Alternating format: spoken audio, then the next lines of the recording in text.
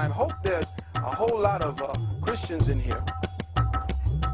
I hope there's a whole lot of brothers who are Muslim in here and sisters, as well as Hebrew Israelites, because these are not you. For the first time, this is a story from when we were blessed to present to you all Reverend Phil Valentine. I had the pleasure and the blessing of traveling to the Gathering of the Masters in 2003. The night we left, Ken Bridges was assassinated. It was a very, very powerful, very, very moving day. When we got to Atlanta, it was a tornado hurricane. We drove through a hurricane in order to get into Atlanta. When we got there, we were greeted with, oh man, I mean, it was an energy undescribable, and it left a psychic imprint upon me. And ever since that point, I've been searching and studying and questing ways to create a forum similar to the Gathering of the Masters. We were able to meet so many dynamic personalities, and Brother Phil was one of those brothers that greeted us and really gave a strong presentation. And ever since then, I've been buying the tapes, studying the lectures, and it's really changed my perception on much of the reality as we agree that it is. So I'm very blessed to greet and to introduce to you Reverend Phil Valentine.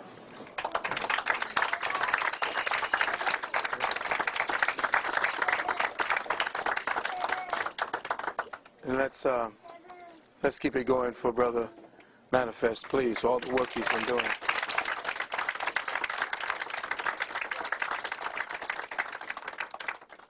First, I'd like to give praises and honor to the Creator, to ancestors upon whose shoulders I stand on, to all the brothers and sisters in here who heard the call and made the visit. Big ups to Brother Dell Jones and his queen, Sister Q, and all the works that are being done in this part of the world.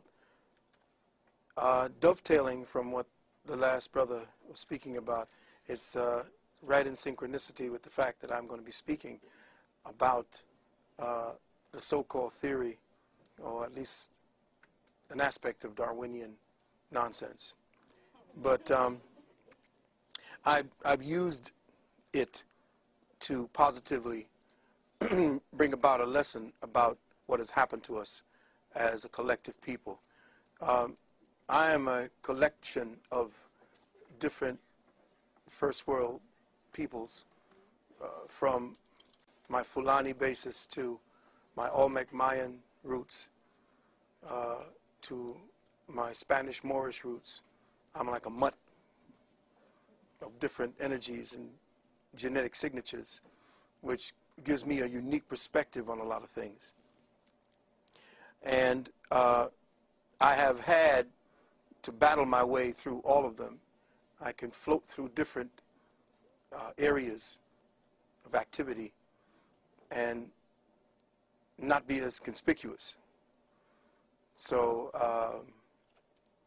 it has allowed me, or afforded me, access to libraries and places that heretofore brothers and sisters who, if you look at my family, everybody looks African, and I'm sitting on the side here as part of the family, and it's like, okay, who are you?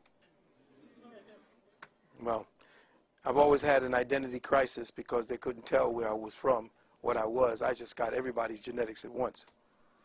But I had titled this lecture after a lecture that I wanted to expound upon, and I call it The Quintessence of African Spirituality and the Theological War on Evolutionary Consciousness. Now, I know it sounds wordy, but in the day that we live in, language has to be expanded.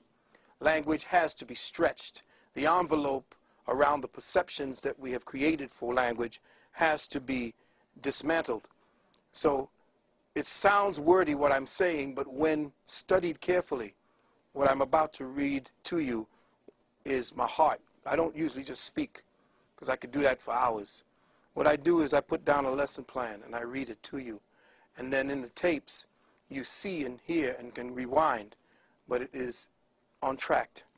So I wanted to talk about the theological war on our evolutionary consciousness, because all consciousness, quote unquote, evolves. All things ascend from one state to the next. If there's anything that's consistent, it's change. And the problem is we as a people have not been allowed to change in accordance with cosmic dictates. As the cosmic moves forward, as we move to different areas of our solar system, as we move to a different area of our galaxy, as we move into a whole new neighborhood in our own universe, we are still locked down in one formalized, protracted form of thinking. And we are not in step with the universe at all. And that has caused us our problem. So I want to start off by saying something that was written over the temple thresholds of our great Kemetic sanctuaries of learning. And these words were written, Sia ekes, Sia ek petu neteru, which means know thyself, O man, and you know the heavens and the gods. So first I would wish to thank the Creator Spirit for blessing me with the breath of life. Precious thanks to the ancestors of my beloved family, both immediate and extended. Precious thanks to my Queen Nalani, and all the conscious warriors who've supported me throughout the 30-odd years of my own personal quest to enlightenment. For those of you not familiar or acquainted with me, I work in the community. I am a doctor of hygienic sciences. I am a doctor of naturopathic medicine, a clinical hypnotherapist, and a doctor of arcane sciences and metaphysics. For the last 30 years, I consider myself to be a metaphysical health activist. Presently, in this incarnational cycle, I am an agent working for the Department of Eternal Knowledge and the Bureau of Higher Wisdom and Intellect. It's but, about 25 years in working towards this particular place that I am. And it's because of the ancestors' great works throughout my adult life that I have sought to emulate much of the brothers and sisters that were talked about here, to follow in their ways, to say the things that they said a little differently and in the times. I have sought to open up possibilities for exploring more scientifically practical applications for our ancestors' spiritual and metaphysical teachings, to conduct an in-depth analysis of the arcane treasuries forged by the architects of our collective African consciousness, what I have come to define as our dark matter consciousness. And this is the focus of my contribution to the Happily Natural World family today, to illuminate our real African history and to clarify our real African present and future.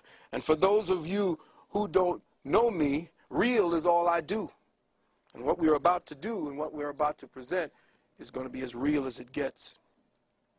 What we will explore today will focus on the ongoing protracted theological war that for over 1,000 years has been and still is being waged against African spiritual evolution, the resulting degenerative states of the collective African mind and its perverse expressions through the world's 3 dominant religions today. I have chosen to approach the subject of African spirituality from the time frame of its demise and its decline, and not from the time frame of its zenith. Let me say that again. I am going to approach African spirituality from the time of it falling head first into hell. I am not going to speak about it like we normally speak about it when we were building pyramids and creating religious artifacts and bringing spirituality to the world, because we already know that. We don't have an idea of how we have pummeled completely. We are completely in the mud. We have little vestiges of what it looks like, but we don't know who we are because we don't know what we have been and where we are at this present time. And I'm going to do some things, and I hope there's a whole lot of Christians in here. I hope there's a whole lot of brothers who are Muslim in here and sisters, as well as Hebrew Israelites, because these are not you. And it's like, does this work?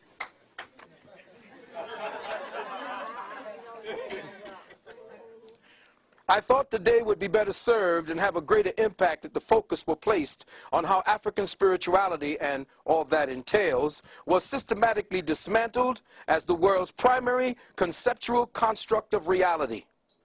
How it was attacked, the methodologies and strategies, how the surviving remnants were convoluted into the dogma of today's three major religions, mutilated and suppressed, and the psychological consequences its destruction has had on African peoples, in fact, all other indigenous peoples of the world today.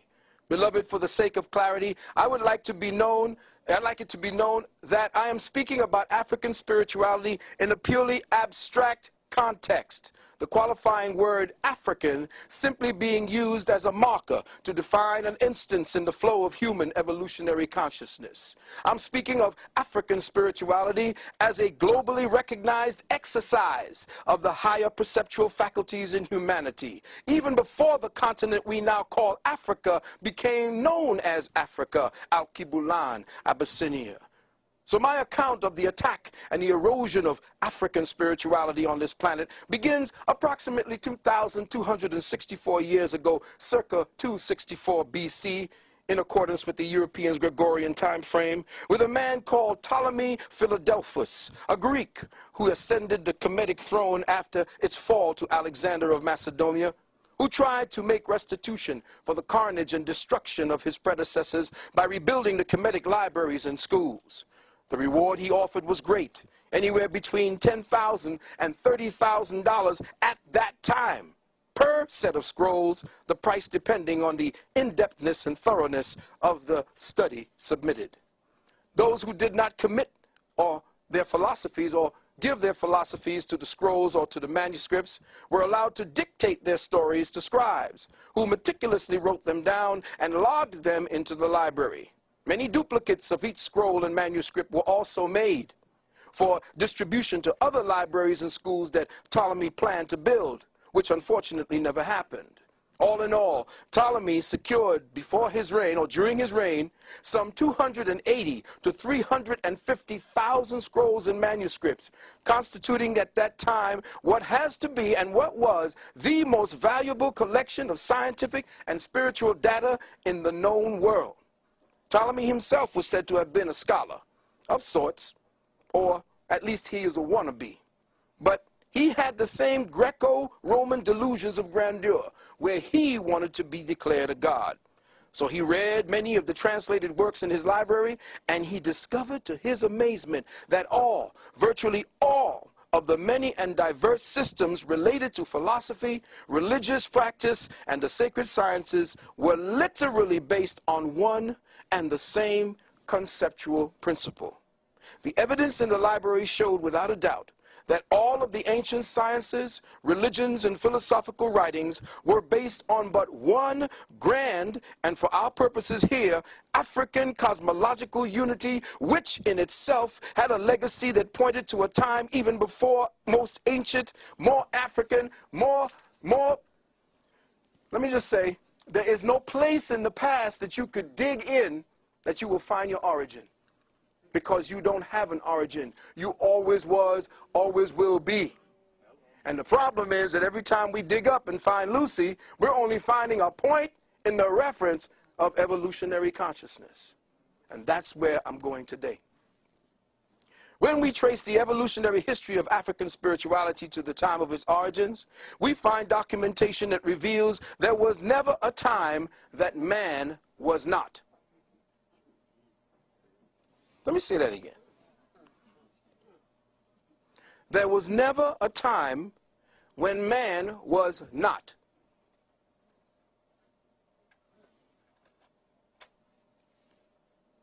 That long before there was an Africa, an Al-Kibulan, in a time when the continental masses of earth were once joined into one great land mass, called in several ancient texts Pangaea and Mu, ancient stone tablets, scrolls, and manuscripts hidden within the underground vaults of the Vatican and in the vaults of major European and Arab-controlled museums say that the earth was once inhabited but by one people, us, from one source, Sirius Mu, whose remnants can be found in the floors of the Atlantic Ocean, under the ice of the Antarctic and the North Pole, in the waters off Cuba, in the waters off the Gulf of Mexico, and in central China, as well as off the coasts of Japan. All of the above being remnants of a great global catastrophe, and that the survivors of this cataclysm were the indigenous peoples who today call themselves the Twi, the Bantu, the Yanomamo, the aboriginals of the so-called Americas of Mexam, off of the Fiji Islands, Papua New Guinea, and the Australian continent. The libraries of Alexandria showed that all the ancient religious philosophies were based entirely on the astrosophic principles of the grand cosmic cycles of unity. That all so-called races and nations of the earth, from the original blue-black, purple-black, to the brown-black, and yes, even the green-black melanated peoples, worship cosmic deity under one grand harmonious system. And here's a note. Akhenaten was not the first to postulatize to the notion of oneness of the Creator. He simply resurrected an ancient concept older than Kemet itself. Ptolemy unknowingly gathered together this evidence of the one original system of cosmic unity into one of the greatest centralized repositories of religious, spiritual, scientific, and metaphysical information known at that time. All the evidence showed that this grand unity of spiritual, theological, science, and worship prevailed in principle throughout ancient earth. That is, until the 4th century A.D. Beloved brothers and sisters, mark this time very carefully and pay the closest attention, because it was in this century that what we now refer to as African spirituality came under the most relentless, brutal, and debilitating attack. The war against the arcane sciences of our ancient Afro-Kemetic masters, or better yet, the war against evolutionary consciousness, began under the organized leadership of a man named Constantine the so-called Great. Constantine, the founder and first Pope Caesar of what became known as the Roman State Church of Christ and Christianity. Many historians claim that the first popes of Catholicism were black, and rightly so.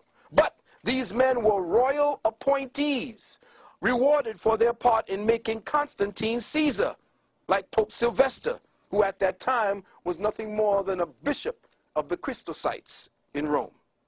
Now, believe it or not, beloved, black people today in the main haven't the vaguest clue, not one single clue in their present state of socialized consciousness, just what this Roman state church and its religion of bloodletting has done to the arcane, archetypal essence of African spirituality worldwide, nor what its sustained influence has done and is still doing to African peoples over the last 500 years on this continent and throughout the worldwide diaspora. See, beloved, to study African spirituality in its proper context here in the contemporary world, you must first learn to recognize what it is not. The first step to enter over and understanding what African spirituality is to recognize what it is not. And we must see and study what it has become through its diverse mutations, through its theological derivations as Judaism, Islamism, New Ageism, and Christianism. Since all of these representative mutations came about as a result, a direct result of conquest, and a brutally traumatic conversion process that specifically targeted the African spiritual mindset, warping and contorting its cosmic focus away from our original scientific teachings of the abstract, unitary, astrosophic principles of cosmic law. As a result of this theological mutations and their influence taking precedence, the quintessence of African spirituality now lies comatose, buried within the ecclesiastical dogma of a theopsychotic thought complex. And how has this pathological thought complex propagated across the globe? Well, as I've always said, like a disease, it happened in degrees. With the creation of this new state church, the confounding fathers of this new religion went all out to assure the success of their new enterprise. And what did they do? They set about suppressing and destroying all other existing competition. And so off to Alexandria they went, where they skillfully interpolated what they wanted from the treasuries of that library. And what did they do? They copied the scrolls of Hessus from the Druids. They copied the story of Krishna from the Dravidian manuscript. Gerald Massey found hundreds of similarities between Jesus and Krishna. They copied the story of Orpheus from the Etruscans, the story of Mithras from the Persians, who we call Chris. They copied the story of Bel Minor from the Chaldeans. They copied the story of Iao, from the ancient EU people, from which the northern Caucasoid race called the Khazars plagiarized and renamed themselves Jews when their king converted in the 7th century. They copied the mythos of Jason and the Argonauts from the Greeks. They copied Jess, the Redeemer, from the Phoenicians, Tammuz, Bacchus, Dionysus, Hercules. But just as important as their plagiarization of Krishna, they outright stole the entire story of Heru from the Kemites. Heru, the Redeemer. Gerald Massey again found 137 similarities between Jesus and Horus. Each and every one of the above characters and more, from different ages and time periods, all were known as the Christ or the Christ or the Anointed One. With the creation of this new state church, they also copied the story of Hercules, which was Set. When Set and Horus came together, Horus rose and set in the west.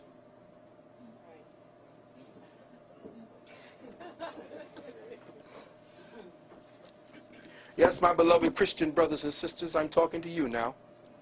They copied, interpolated, twisted, and outright distorted all of the ancient spiritual stories on record to use as the foundational premise of a special book they were preparing, their in-house manual, a book that was to become known in the Greek as the Helios Biblios, the Book of the Sun, more commonly known through its Protestant translator and editor, one Sir Francis Bacon, a.k.a. William Shakespeare, Edward de Vere, as the King James Version of your daily Bible, or your Holy Bible, or your Holy Babble.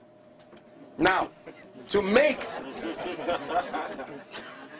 their distortions of the African spiritual sciences less conspicuous and less recognizable to the more diligent inquiring minds, they made the Bible into an ingeniously well-crafted work of, listen carefully, fables factualized, allegories literalized, symbols personalized, drama historicized, and cosmic forces anthropomorphized. Let me say that again. This is all your Bible is.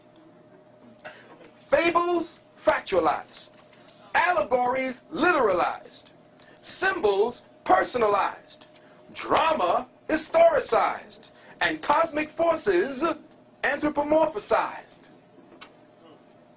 With skillful hands, the Roman scribes perpetuated monumental changes for the purpose of destroying any connection of the origins of their works and the origins of their saviors to the myths, allegories, fables, and symbols of our ancestors' spiritual sciences.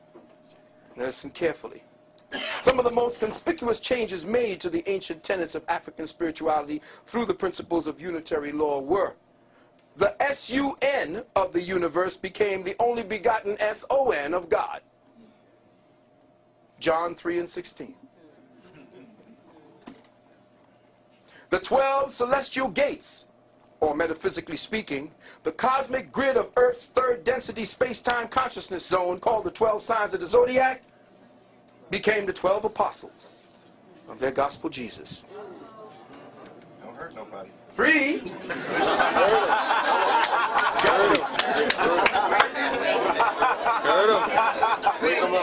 the pain. I gotta hurt some Christians up in here today. I'm sorry. Bring the pain. Sometimes the truth cuts, you know, but it takes a little time to bleed. You may go home and all of a sudden you're starting to bleed, and what happened? 3. The Afro-Kemetic and Dravidian principles of the redemption of man through the reincarnational cycles were ordered removed from the spiritual literature of the Bible. No longer would redemption through cycles of physical rebirth, where the soul undertook its own personal, deliberate, biospiritual effort to transcend, where the human mind would use its focus, intent, and attention to alchemically transmute the cellular molecular genetics of the atomic temple through the disciplined retention of the man's sperm seed and the disciplined retention or stopping of the monthly loss of vital blood essences and eggs by the woman. No longer would this eternal science of the ancient masters constitute the higher paths to personal redemption. No, no longer. Instead, redemption, according to the Roman State Church, became a vicarious and literal blood sacrifice, a blood-bathing, blood-drinking, blood-washing process where any criminal, be he murderer, child molester, lawyer, or political despot, could be cleansed of all their evil and sin and achieve unilateral forgiveness and absolution. The one condition for this ticket to paradise being that they only have to be washed in the blood, accept and believe in a personal Savior who was brutally murdered and then physically resurrected to save all our asses. All of this on your behalf. Mark 6 and 16. Revelation 1 and 5. Now forgive me for interjecting at this point, my beloved brothers and sisters, but if you were to look carefully and examine the underlying logic, listen carefully, the subtextual mindset behind a belief and doctrine, you just have to ask yourself logically, is it any wonder why black Afro-Americans, Negroes, niggers, the majority of which are Christians, in fact, all black descendants of the captivity, haven't yet received 1 red cent in reparation?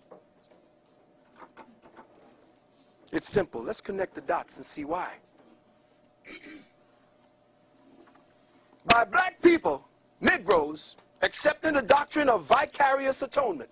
Vicarious atonement means somebody else save your ass.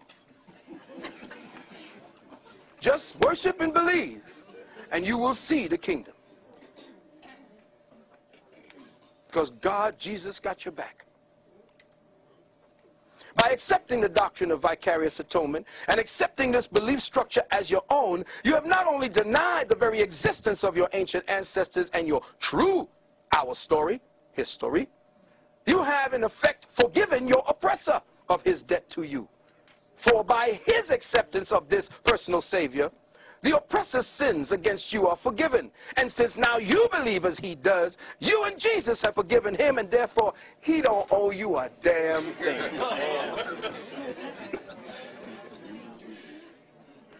Now, I want you to check the science.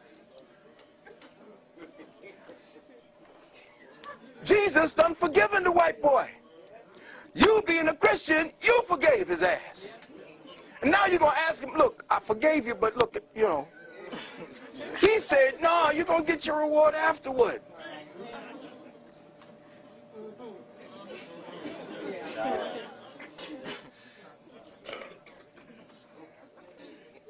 Now remember, since Jesus the Christ is a fable, and your government is one nation under that fable, their God, your acceptance of his existence puts you into the fable or the speculation as well. Thus, you have no history, no ancestors, no nation, but the one you have now believes you. Now, this one thing you have,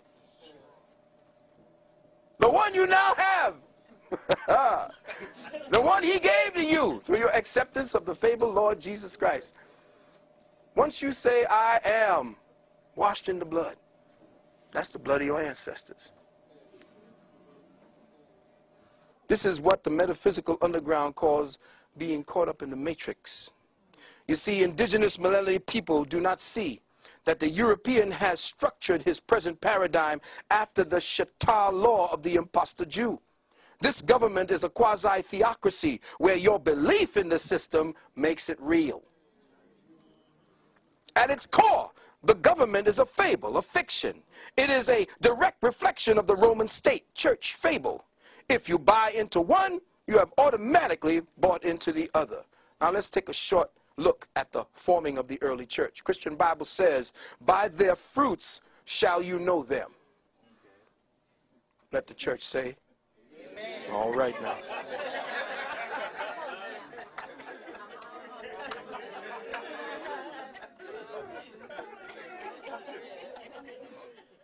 All forms of Christianity practiced around the world stem from but one root. Let me say that again. All forms of Christianity today, practiced around the world, stem from but one root. And regardless of what you may think by those you professing, you could be Anglican, you could be Baptist, you could be all of it. All Christianity is guilty by association, because all forms of Christianity is Roman. Its root, the root of Christendom, is in the Vatican and Rome. And believe it or not, beloved brothers and sisters, when the Moors fell over here, it was the Pope that gave permission for Islam to be practiced on this soil. Let me repeat that again, because a lot of my brothers, being a Moor myself, that was a little hard for me to swallow when I heard that. Muslim religion, quote unquote, Islam, the Pope gave permission for it, just like the Pope had to give permission for Nam Myoho Renge Kyo to be practiced here as well. Because the Pope is the ruler of the planet, period.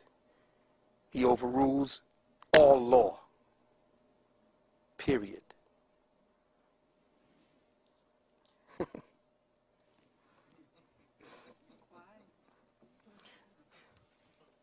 Read the history of the Roman State Church from its beginning, and you will have the most profound understanding of the entire world's affairs today. You need to see a movie called Kingdom of Heaven. Incredible movie. And that's how it's been going, back and forth. Two factions of two bastard, aborted fetuses of ancient Kemetic law fighting back and forth before one another, saying that they got the true God. Killing one another. So now let's examine some of the evidence given by those who lived around the time of Christianity's beginning in Europe. Let's go back to the scrolls and see what the people who were there at that time had to say about the origins of Christianity. Remember, beloved, all persecution by the Church of Rome written on the pages of ecclesiastical history began with Constantine and extends to the present day. In fact, the Christian emperor was the first to forbid free thought. And Christian priests were the first.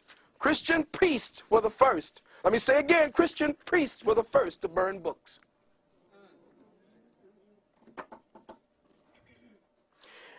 In a group of writings called the Hibbert Lectures, and you can go back, I'm going to give you the proof. The Hibbert Lectures, a man named Renan, R-E-N-A-N, translates the following. He says, quote, "We search in vain through the collection of Roman laws before Constantine for any enactment aimed against free thought, or in the entire history of the emperors for the persecution of abstract doctrine. Not a single savant was disturbed. Men whom the Middle Ages would have burned, such as Galen, Lucian, Plotinus, all lived in peace, protected by Roman law." In other words, before Constantine came, free thought, which was one of the thinking processes handed down, or the way to think handed down from your ancient African ancestors, was the order of the day. T.W. Dewan, you need to get his book called Bible Myths. This is page 434. Quote, "It was a common practice," listen Christians, "it was a common practice among the early Christian fathers and saints to lie and deceive if their lies and deceit helped the cause of their church," end quote. Lactantius, the eminent Christian author of his time, wrote, and I quote, "Among those who seek power and gain from their religion, there will never be wanting the inclination to forge and lie from it by the church." From Count Volney, Ruin of Empire, Dr. John Henry Clark talked about that book. Page 177. It says, "We see an account." Now check it out. This guy's name in Count Volney's Ruins of Empire, a man named Nazianzus, N-A-Z-I, take that one in, A-N-Z-U-S, writing in the Scholar of Rome, he says, quote, "A little jargon is all that is necessary to impose on the people." Listen carefully. "A little jargon is all that is necessary to impose on the people. The less they comprehend, the more they admire." Let me say that again. The less they comprehend, 50 Cent, the more they admire.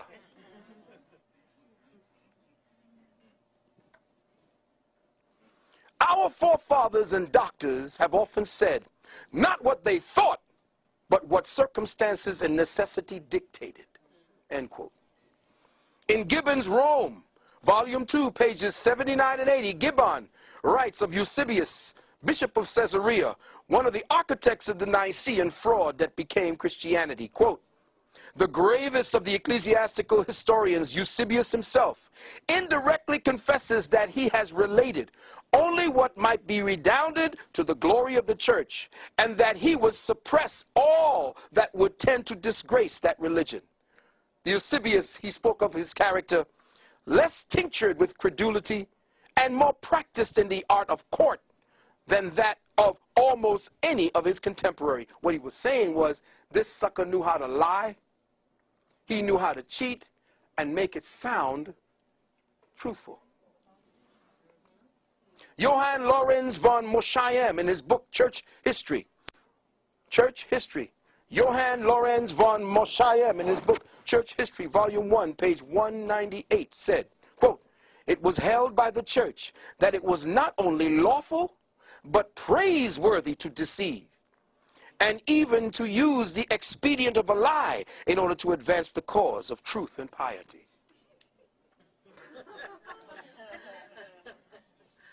The historian Besobre, in his history, this is French history, Histoire de Manichee, he says, we see in the history of Christianity, of which I have related, a sort of hypocrisy that has been perhaps too common at this time. That churchmen, listen, not only do not say what they think, but do say the direct opposite of what they think. Philosophers in their cabinets, out of them they are content with fables, though they know well they are fables. Nay, even more, they deliver honest men to the executioner for having uttered what they themselves know to be the truth. How many pagans and atheists have tortured and burned holy men under the pretext of heresy? Every day do hypocrites consecrate and make people adore the host or communion, though they are well aware and convinced as I am that it ain't nothing more than a piece of bread. End quote. The theologian Reeves, in the Apologies to the Father, in a book called the Stigmata, or the Syntagmia, says, quote, it was a Catholic opinion among the philosophers that pious frauds, let me say it again, pious frauds were good things, and that the people ought to be imposed upon in matters of religion. Again, from the Syntagmia, quote, he purposely wrote these in Latin, that it might serve for the instruction of the clergy only, and not come to the knowledge of the laity or the people, because too much light is hurtful for weak eyes.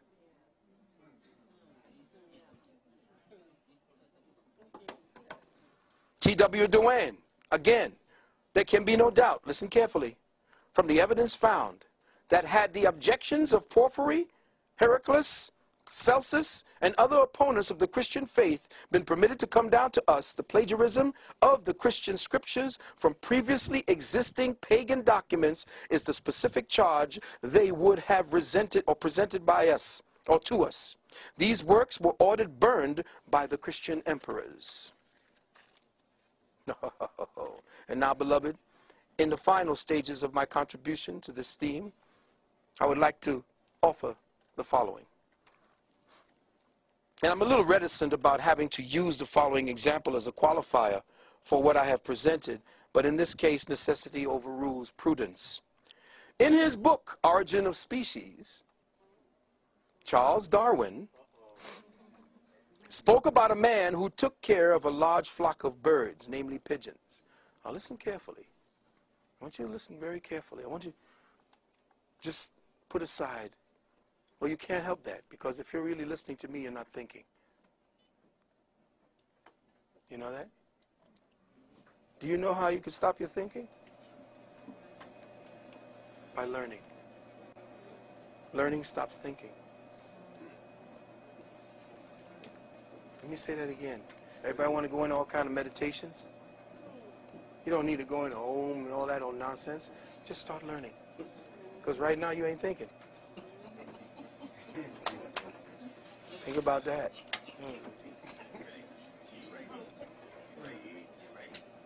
Now you know how they got you.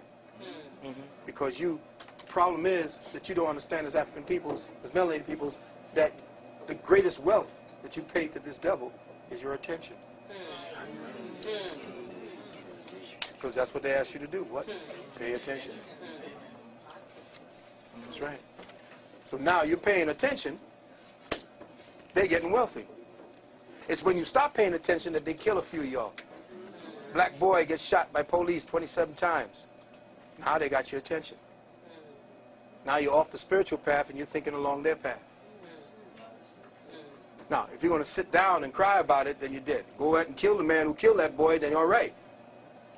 Say it again.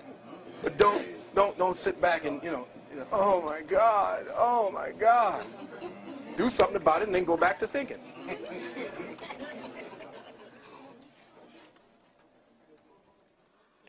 In his book, Origin of Species, listen carefully now, Charles Darwin spoke about a man who took care of a large flock of birds. They were pigeons. These pigeons were distinguishable by what appeared to be an infinite variety of ornamental designs. They were all types, every shade of subtle blues, subtle greens, blacks, and grays. All were adorned with a wide variety of marks that elegantly characterized their individuality. Now, this bird handler gathered up his colorful variety of pigeons and took them out to a deserted island way far from his home and released them into the wilds, where these birds settled in and began to establish a colony. After 10 years or so, the bird handler returned to the island, and to his surprise, he finds that something amazing has taken place. The blacks, the browns, the grays, the iridescent greens, the iridescent blues, the stripes, the spotted, the ringed, the striated feathers, varieties, and beautiful, beautiful ornamentations of birds he released into the wilds had all but disappeared. All of their children had metamorphosized into this slate, dark blue generational type, each of them with a monotonous black ring that repeated itself on every one of their wings. All of the beautiful variety of iridescent colors, patterns, and designs in their feathers and characteristics completely disappeared. Now, in staying consistent with this theme, Darwin also made mention of the characteristics of the cultured rose and the cultivated strawberry. How, when left unattended, they shrank back and degenerated and reverted back to an appealing shrub and vines and weeds. This devolutionary process he called the principle of reversion to type. Now, beloved, let's touch upon that theme.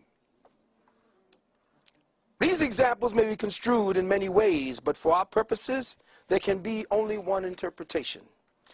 The feather characteristics of the nurtured, cultivated, cultural birds are symbolic of the culture-centric expressions of African spirituality that were perfected within the confines of a self-actualized, self-cultivated, self-contained, self-enriching, self-evolving, self-correcting, self-healing, self-perpetuating, self-preserving, self-regulating, self-supporting, self-sufficient, self-sustaining paradigm dynamic of consciousness, where the vast variety of feathers from Ma'at represented the vast variety of creative achievements attained by African civilizations, as with other indigenous peoples around the globe.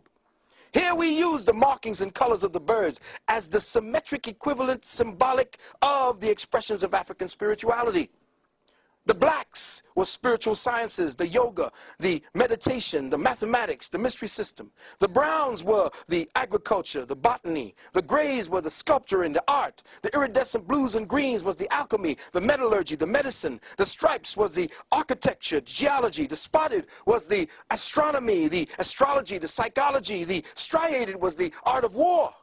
All representative of a highly advanced, sophisticated, self-evolving spiritual civilization.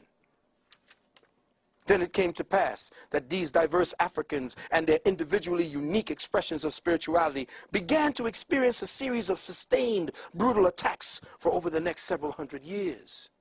This ongoing strategy or tragedy eventually caused them to become traumatized captives. They were rounded up, displaced, and taken to hostile foreign environments where their self-evolving mechanisms of cosmic consciousness, their African spirituality, were systematically and savagely brought to a screeching halt. What once constituted an internal dynamic of self-evolved energy that was used by the African mind for the development of higher awareness became a pathological fight or flight survival response to hostile environments. Within us as captives, the higher African spiritual mindset began to atrophy, began to degenerate for a lack of a sustained attention, utilization, and focus. Diasporic Africans, unbeknownst to the majority of us, began to devolve spiritually over the subsequent 20 to 25 generations. We began to revert back to a type, that is, a type of African never before witnessed or experienced by ourselves. A new type of African was created, a religious African.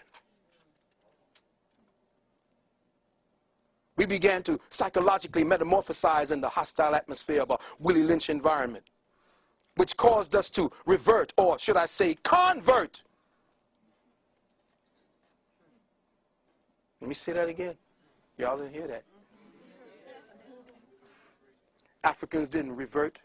We converted to a pathological, artificial, cultivated phenotype made in the image and likeness of our external slave master, who rewired us to self-perpetuate, anti-spiritual, non-critical, non-logical behaviorisms.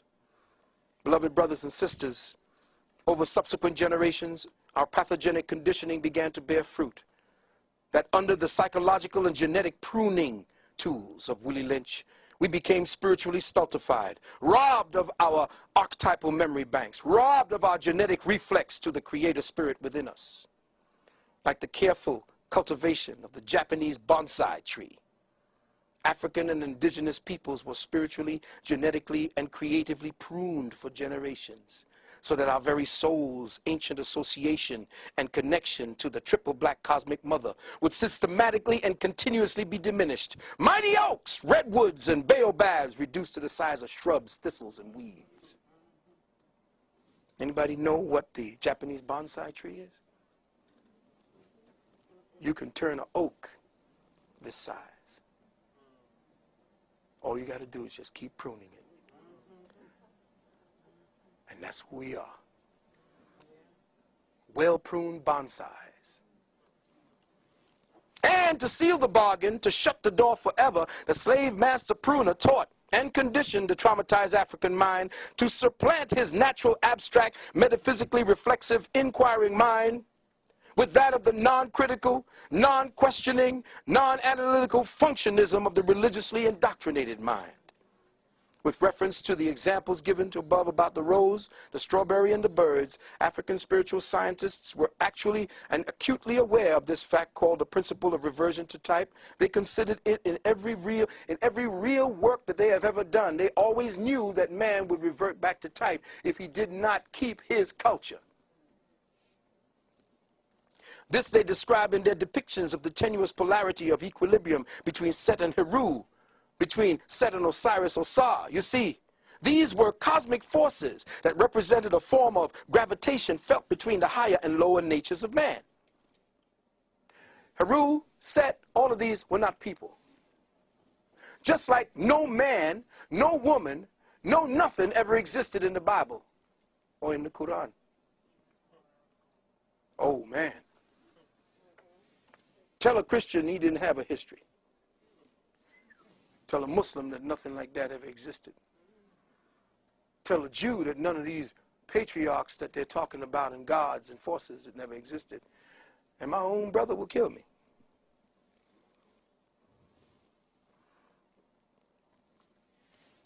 Our ancestors saw this tendency towards chaos, atrophy, disequilibrium, and degeneration as a deeply rooted active principle that they had to resist because an overindulgence in their lower natures kept them trapped within continuous cycles of regeneration and reincarnation.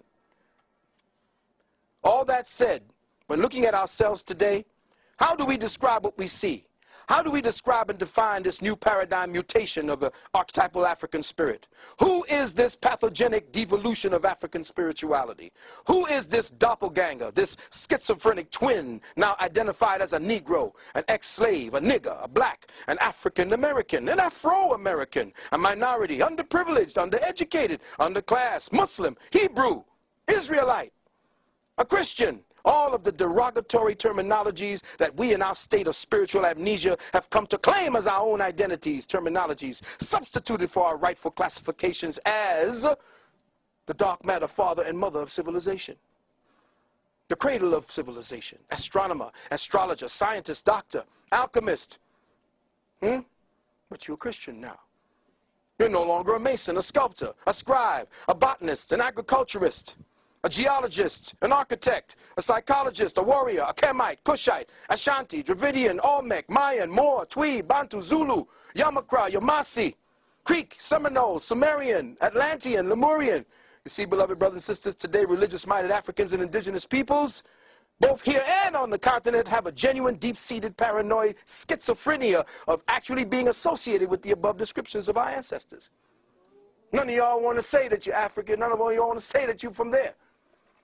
Kemite, you Egyptian? No, the Egyptians held us. They held the Jews in slavery.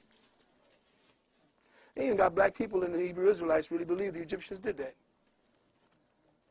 But if they look at their books, the Jews have always been in bondage because Jews, quote unquote, in the Bible never existed. The Jew is simply matter. Let me say that again. The Jew simply means matter, that which is bound up in matter, that which is bound up on the third density. So Jews always going to be in captivity because Jews represent the spirit bound in matter. That's it. No big to do, no great big story to go, no worry about parting the waves and all that bullshit. The Red Sea is your blood. The Israelites are your genetics. Most religious-minded black people have developed disassociative mentalities and get rabidly indignant if you dare to say that they are Africans 500 years removed. Negroes like Stanley Crouch, who know for an unequivocal fact that they are Americans. Always were and always have been. But this disassociative mindset is the result of the genetically implanted trauma-based hypnotic suggestions forced into our recently shocked and injured psyches by the doctrine of Willie Lynchism. Hypnotic suggestions that mold the religious mind conditions you to see this type of disassociative mentality as normal. When I say that I am African or I am indigenous, if I am this, that is somehow insanity. Africans who worship or at least recognize their ancestors in current Africa are said to be covenanting with demons.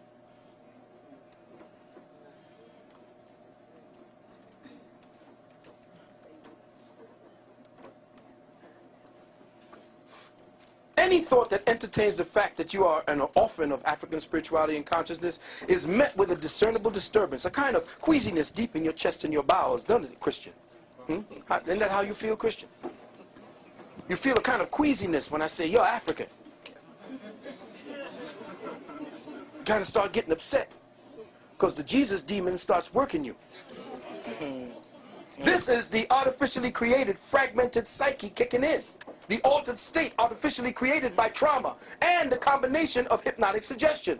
So when I say to your religious mind, that altered fragment of your traumatized African psyche, that no such person as the God-man Jesus ever existed, no apostles, no Moses, no Paul, no John the Baptist, no Adam, no Eve, no Noah, no Mary, no Joseph, no Isaiah, no John the Revelator ever walked amongst your true historical ancestors in the flesh, immediately your learned, hypnotic-induced defense mechanisms kick in and forces a complete shutdown of all critical thought and thinking, causing a complete theocratic brain lock.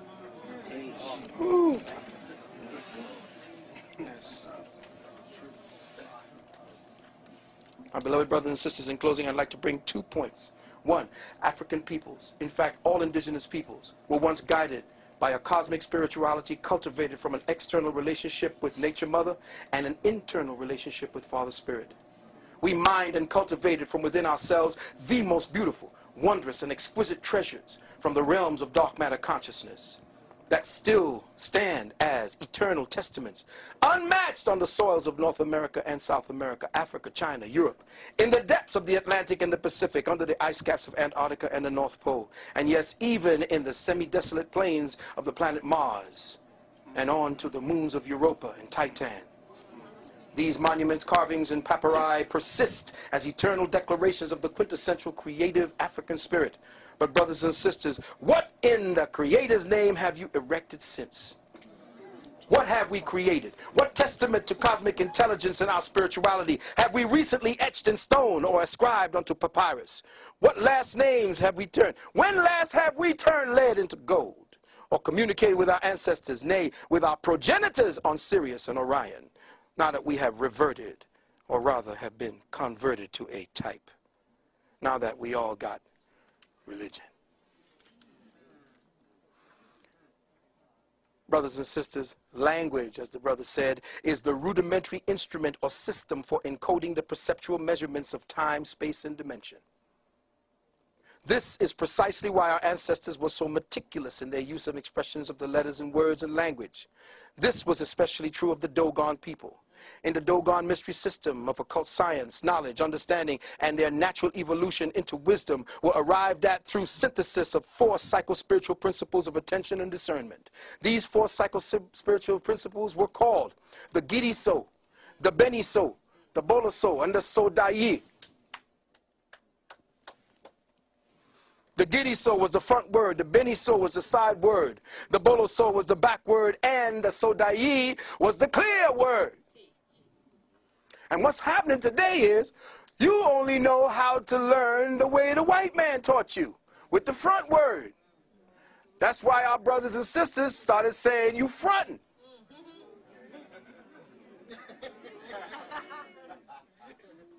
Because your people used to say, listen to what they said, see the front word, and then look at it from the side,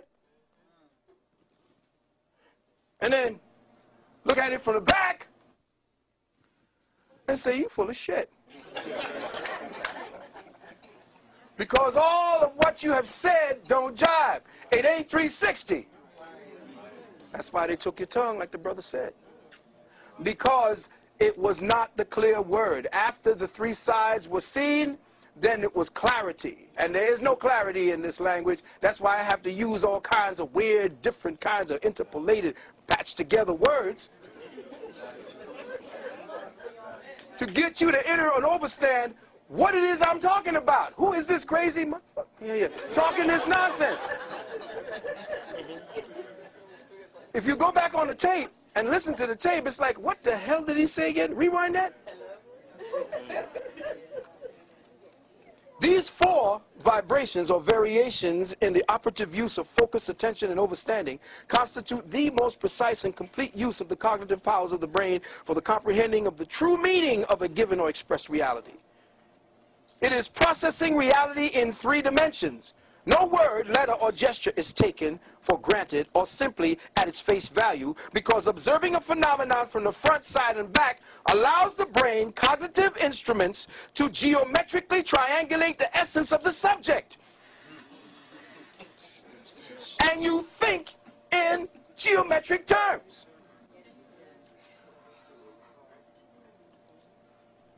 So you get a depth of word beyond the observed and into the intuitive. And you know what they say, you got to get into it if you want to know what it really means. Well, your ancient people spoke intuit language. And now because you're religious and you got to stand up there and listen to a man who is talking for you so you can get into heaven.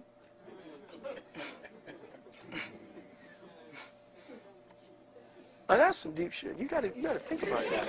That's right. You have to have a small amount of insanity, and you have to really be thinking about giving up everything to really pass over and sit there and really listen to a man spouting words about a man you ain't never met, first and foremost, that is white and blue-eyed and sitting up there in front of you, him saying to you that this devil is going to take you in there. You know what? I'm going to tell you all something. May I? I'm going to try to slip past here. And I'm going to say something that scared the hell out of a few people when I said it the last time.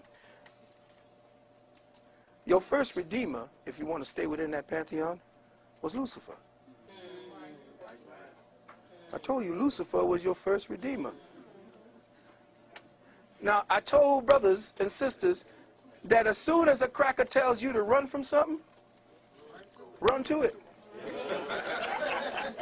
Why do they hate this man so much, this entity so much? Why do they hate Lucifer? I wanted to know. That's why I got kicked out of the Bible. When I was a Catholic, I got kicked out of, get out of the Bible study class. Lucifer was supposedly this beautiful creation. From the hand of God. God took the time to mold this bad boy. And now we're supposed to run from him. His name, Lucifer. Light. That's why they named Lucy, Lucy. Because it shined a light into a past that the cracker never had, never knew. And the first name was not Lucy, L-U-C-Y, it was L-U-C-I. That was the first spelling before they changed it. Lucifer, and here I am talking to the devil, so I know y'all going to tell me I'm damned to hell. Lucifer was your first redeemer.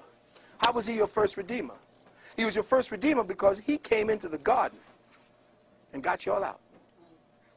Got us out. You mean he took us out of the garden, the beautiful garden where everything was perfect, where everything was going on. I had my woman, I had my food, had my apples, had my trees, had the animals at bay and all that, and he came and got me out of that. Why would I want to get out of that? Because you'd have died in it, fool.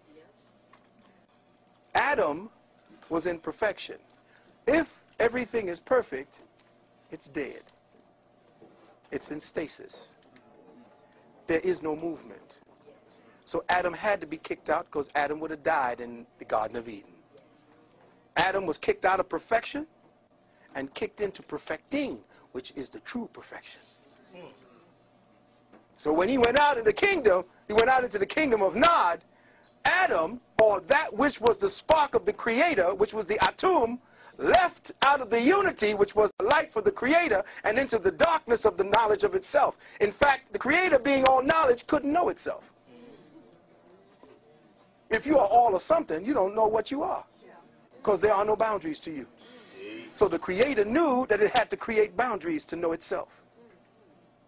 And in so doing, it created a sphere, a unitary self, one element called the hydrogen atom. There is no other element but that. You are nothing more than variations on a hydrogen theme. And that's who you are. The hydrogen was Eve, Adam, and the garden. So out of that, Lucifer comes in. And who does Lucifer come in as? A snake. The serpent is what? The symbol of what? Fecundity, fertilization, life, electricity. Because sitting in the garden being perfect, perfect. What do I do? Ain't nothing to do when you're perfect, man. It's boring as hell up in there, man. So perfection was death. Perfection equals death. When cancer perfects itself, you die, it dies. So perfection equals death. There is no perfection in anything, even in the Creator. That's why we exist. Whoa, that just takes it all apart now. Oh, hell. What does heaven look like if there's no perfection in the Creator? See, heaven is what we project it as. The Creator is still learning. The Creator keeps coming back as a child because it has the mind of a child. Let me say that again. Ye must be as little children. See, the metaphysics of the Bible is never talked about. It's never touched on, because once that happens, the threshold of the ceilings of religion die, and therefore your priests die. And when every priest dies, when the last stone of the last church falls on the last damn priest, humanity will rise.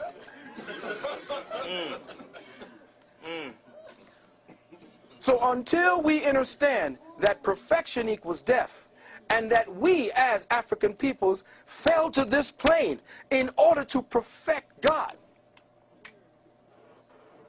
Now you know you got a job. Before you thought you was unemployed. But you got a job. J-O-B, Job. Job is one of the most powerful books in the Bible. Why? Because it talks about the air sign. The air sign is Job. See, the Bible is broken down into 4 different elements: fire, air, water, and earth. And you could tell which one of the scribes were living in which age by what he called God.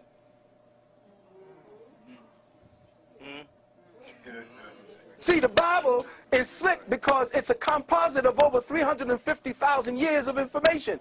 And you thinking that it's just some cracker or some big bearded old white man writing down something for the Jews. The Bible was written in stages over thousands upon thousands of years. And when you see in the age of Moses, that's the age of earth, the earth age, or earth age moving into an air age or fire age, because that's when he killed off the cow. The cow is what? Taurus. The cow is the, what do you call it? So he crashed the golden calf, which means that's the end of the Taurian age, and we're moving into the age of Aries. In some of the old Bibles, Moses came down off the mountain with horns. It's all astrology. And anybody telling me different, both in Muslim, which is Muslimism, is nothing more than Islam, I-S-L-A-M, myself, Lord and Master, which was science, not no goddamn religion. Our brothers and sisters are lost. Religion, the minds is gone because that's a cancer. Religion was the Willie Lynch cancer seeded into your genetics. And until you close that book and we have a big bonfire burning Bibles, burning Qurans, burning Torahs, we got to get our people out of the religious mind, or else if we keep them in religious minds, the cracker going to run it from the Vatican. And let me tell you something about this war going on overseas. The problem that you didn't understand, you see, you're not looking at it from outside the box. This is not a war between governments. This is a war orchestrated by the clerics of the planet. Let me say this again. This is a war orchestrated by the high priesthoods of the planet. And I'm going to prove one time to you how that is. Back in 1996 or 96, the Vatican held a summit meeting of all the heads of all the religions on the planet in the United Nations. And they said that humanity is lost. Why is humanity lost? Because we don't have them anymore. Why? Because humanity is becoming independent. Why? Because they are becoming smart. They got their own computers. They're thinking for themselves. They're breaking off. There is no more fear of God. Therefore, no more fear of us. What must we do? Well, we must create situations that bring that fear back to them. 9/11. When 9/11 came, amongst other mitigating circumstances, when 9/11 hit, more people ran back to the churches, the mosques, and the synagogues at that time than at any other time within the last 10 years. Matter of fact, so many people were dropping out of religion that they had to go do something. When Iraq, they finally conquered, Baghdad, who did they put in as the head of the first provisional governor? An imam. Now, if you're telling me that radical Islam is running the war on terror, how in the hell are you going to conquer Baghdad and put an imam in as the head? Not unless the war is a clerical war, orchestrated from the Vatican, from the high mosques, from the high synagogues. That's where your war is. More people have been killed based on the main religion than any other warfare on this planet. All of it orchestrated from the Black Pope.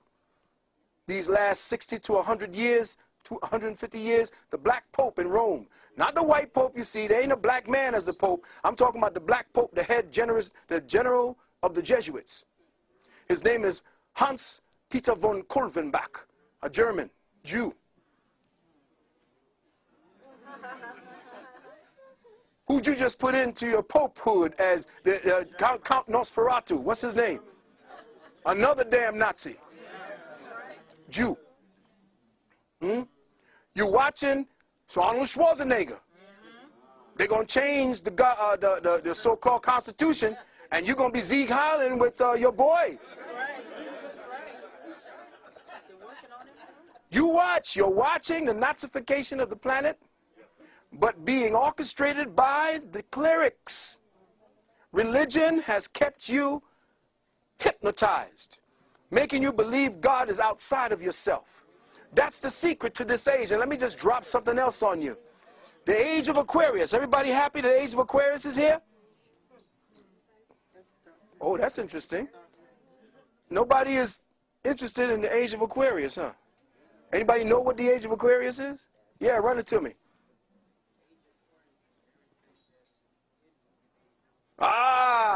Anything that's hidden will be known.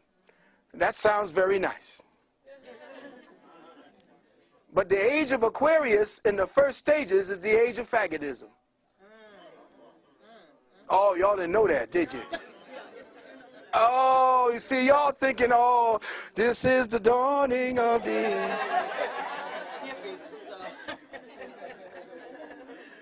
Everybody wants the age of Aquarius to come down, not understanding or understanding what it is. The story of the age of Aquarius goes like this. There used to be a young boy in the fields of Greece. Listen carefully. I know you don't like where it's going, but it got to go there. A young boy of 14 years of age tending his father's goats. His father was a Trojan warrior, a general. The goats. Listen to me. Zeus, the almighty God from Olympus, looks down upon this boy and sees that he is fair. Goes down and snatches this boy. His name is Ganymede.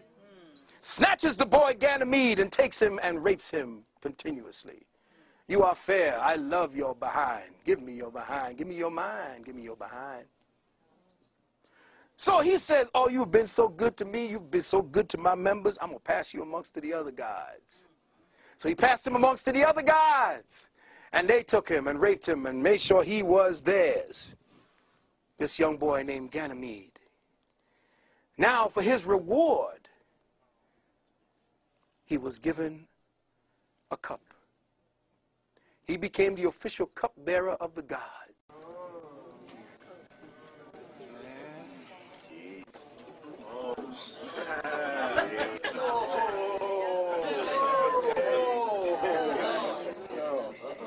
So, there are little things, this is just little things. I'm just scratching on the surface to try to get you all caught up.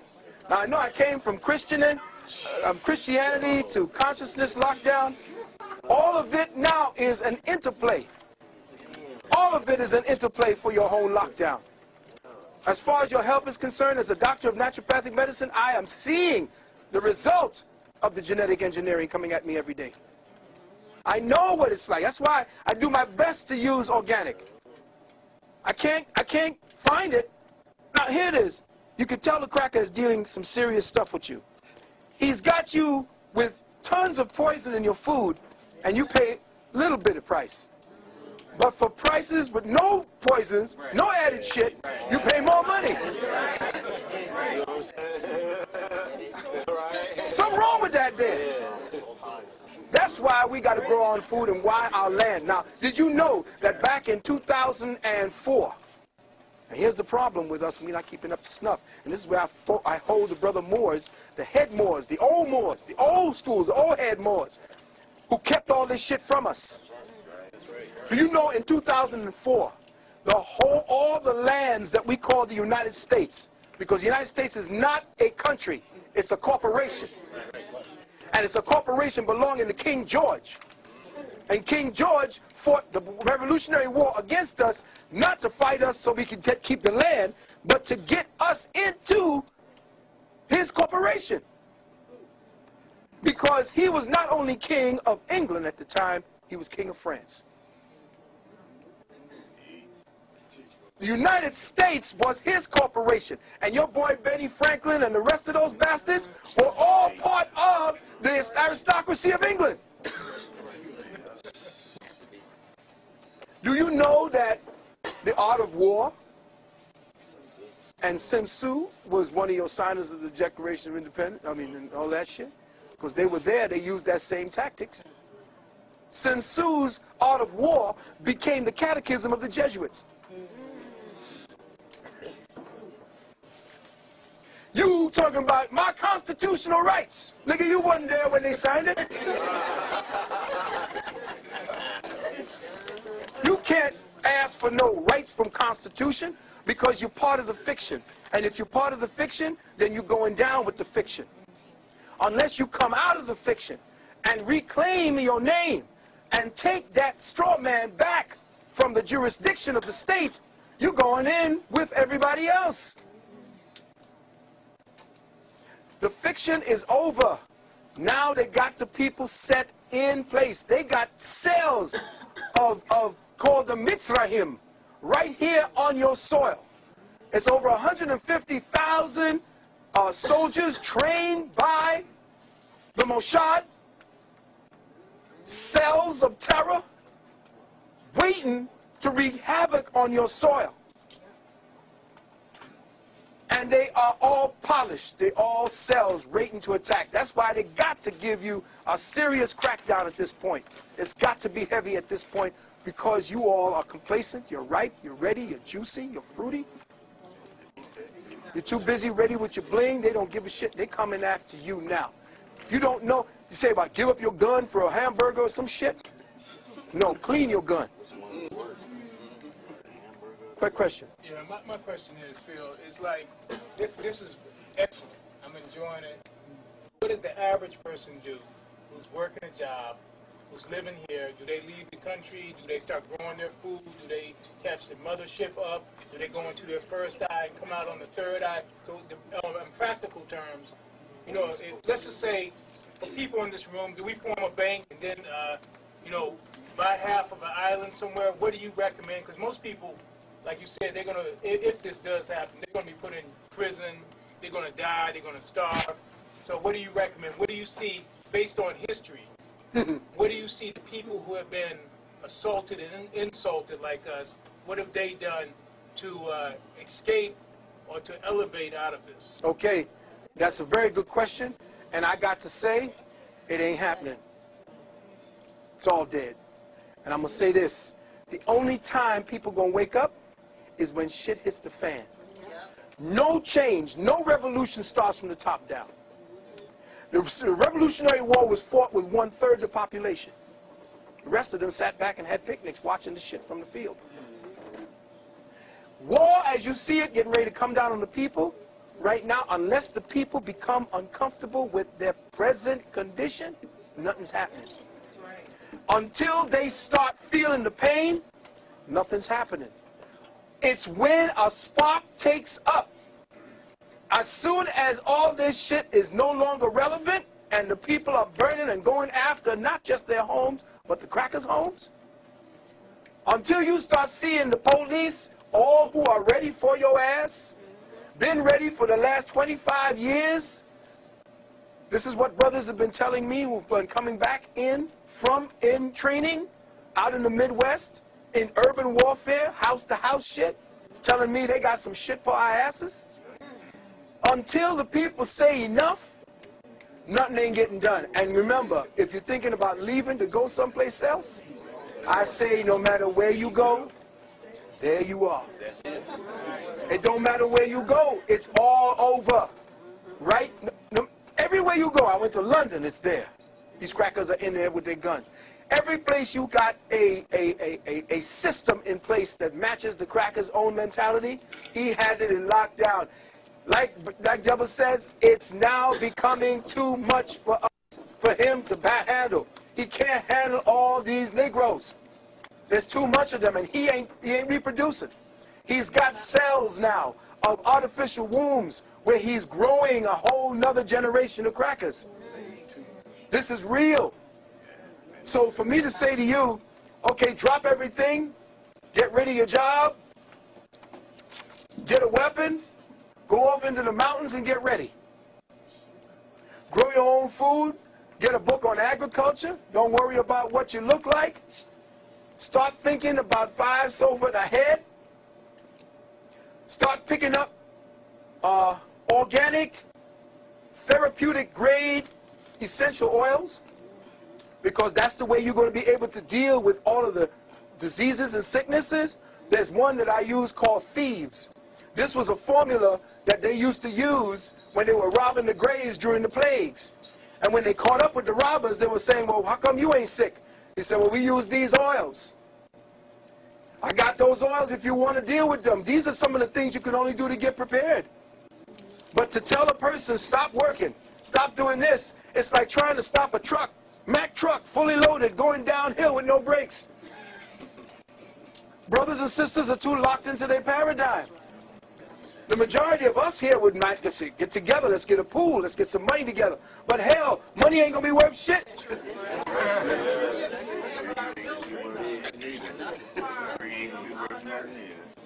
See, you more worthy, but you are more valuable than a doctor. Do you know that? A nurse, yeah, well, they found out that during the nuclear holocaust, who would be the most noteworthy people that you would want to keep around? Consensus said doctors were doctors is useless. The only people that really of worth were nurses, because they know how to take care of people. The doctors just prescribe shit. They analyze and they what do you call that again? They diagnose? No, before that. Diagnose and then they drug you. Nothing to do with healing. Somebody has something to say over here in the back. Question back there? It was you? No, it was in the back, yeah. So, like we discussing now, like Brother Henry said, we shouldn't be trying to improve the quality of life because it's all screwed up. It's all screwed up. So we should be doing, people in here should be doing rituals to end it. Well, the idea is, You know the what I'm rituals, saying? see, rituals is cool if you want to stay one place and get the place locked down. And a ritual would be to build a fence. That's ritual. But if you want a ritual to deal with it, then get yourself clear of all the things that you're going to lose. Get ready to lose loved ones. Get ready to lose your property. Get ready to lose what you thought. In fact, there's a book that I was told to tell you all about. And it's called, get this book and order it off the net. It's called Picking Up the Pieces. Now, check it out now. It's by a woman named Sorcha Faal. S-O-R-C-H-A, first word. Next word, Faal, F-A-A-L. It's called Picking Up the Pieces, a practical guide for surviving economic crashes, internal unrest, and military suppression. Yes.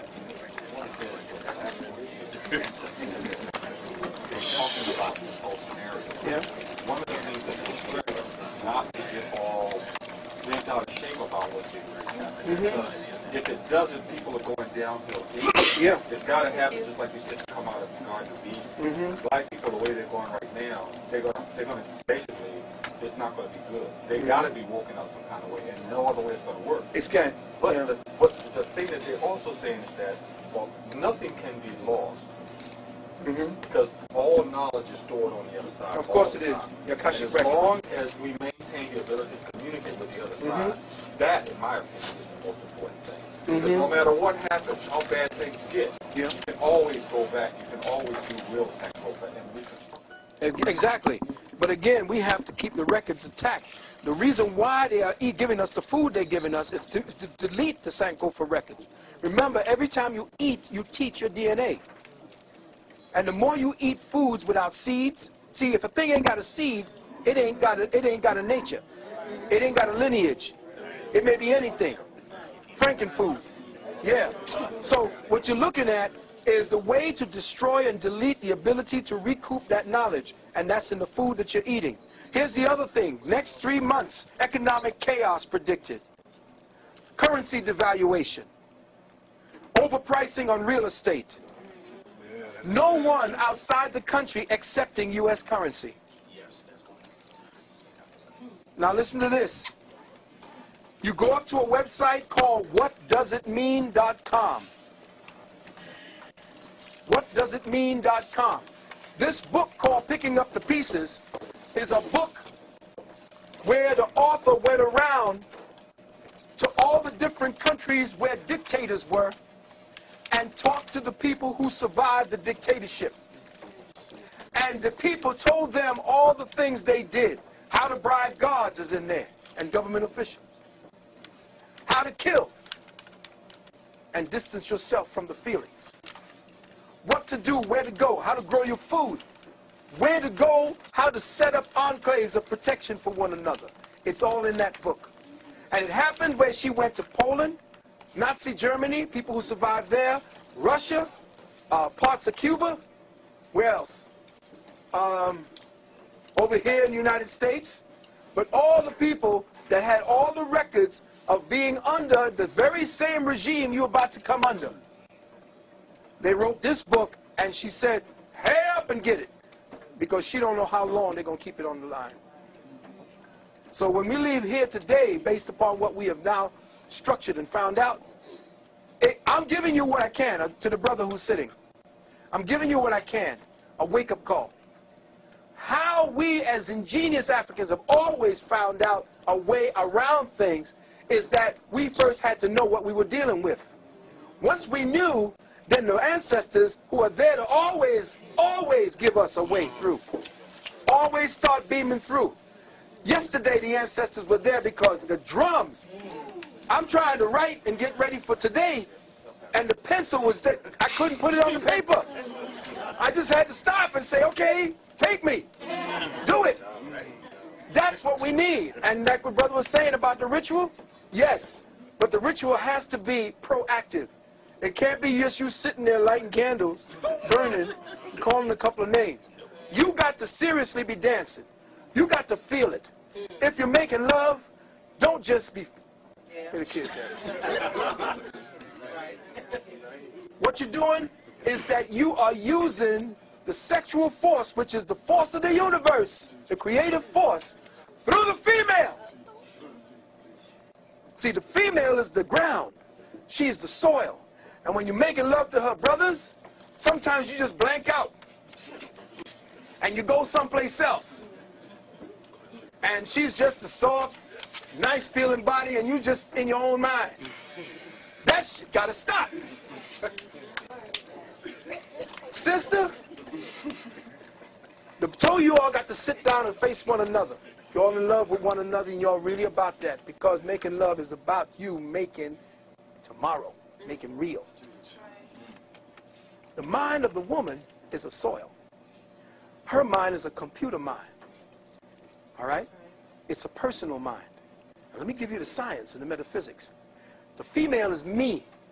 The male is I. Let me say that again. The female is the personal me. The male is the impersonal I. That's why we don't really care what you be saying sometimes.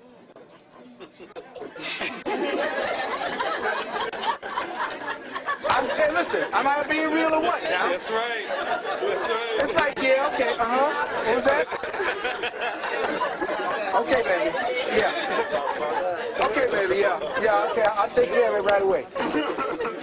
The reason for that is if we are personal with you, we can't pay attention to the dangers outside. See, our minds have to be one way. We're wired to provide and protect. They hate us for that now, the feminists, those who wish they were men, the jealous ones, the rug munchers, all of them. Those are the ones who hate the masculine principles. They don't like the dynamic of the man. They hate it, and they have been putting out on the television and movies to destroy it. And the more a woman takes on that, she is now praised. The reason why the male must prevail in provider-protector instincts, which is what they're taking away from our school curriculum. They're turning the boys into little girls.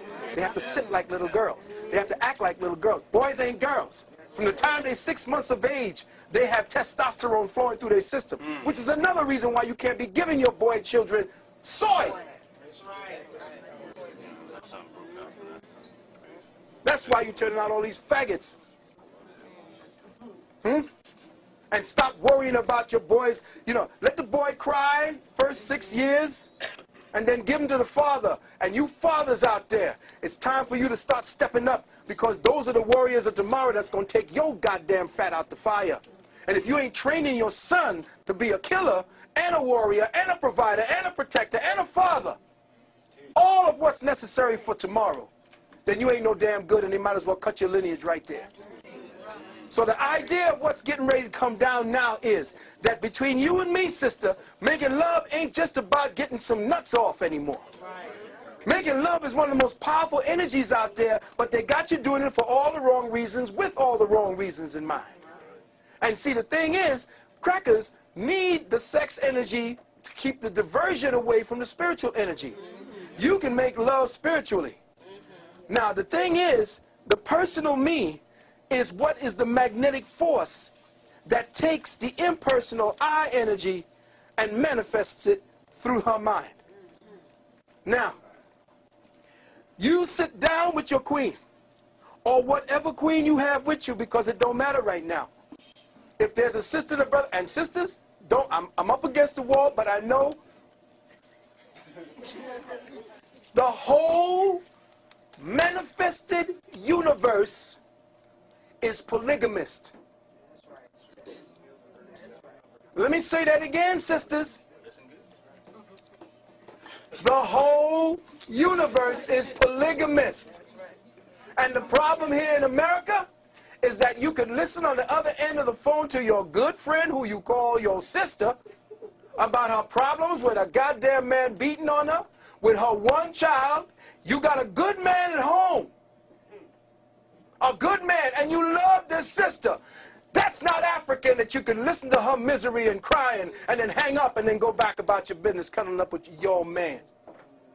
If you know there's a woman out there with a child, especially a boy child, and she's suffering every day and she's your good friend, what happened to the times when you would take that woman in, sit down, and join her to your family so that that child could have a father, if he is a good man? Today we don't have that. The whole goddamn universe is polygamous. Our solar system is polygamist. The damn thing got 10 planets flying around it. One sun, 10 planets, serving all, giving his light and his seed to every one of them, warming them, nourishing them, giving them the light. And that was what Africa was about. And you forgot it. Now, let's get back to the point. When you make love to your woman, you sit down with her and you speak to her.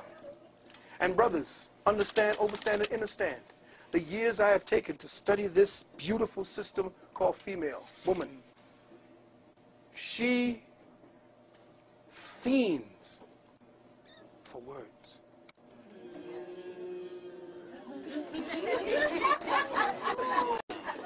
You cannot intellectualize with her.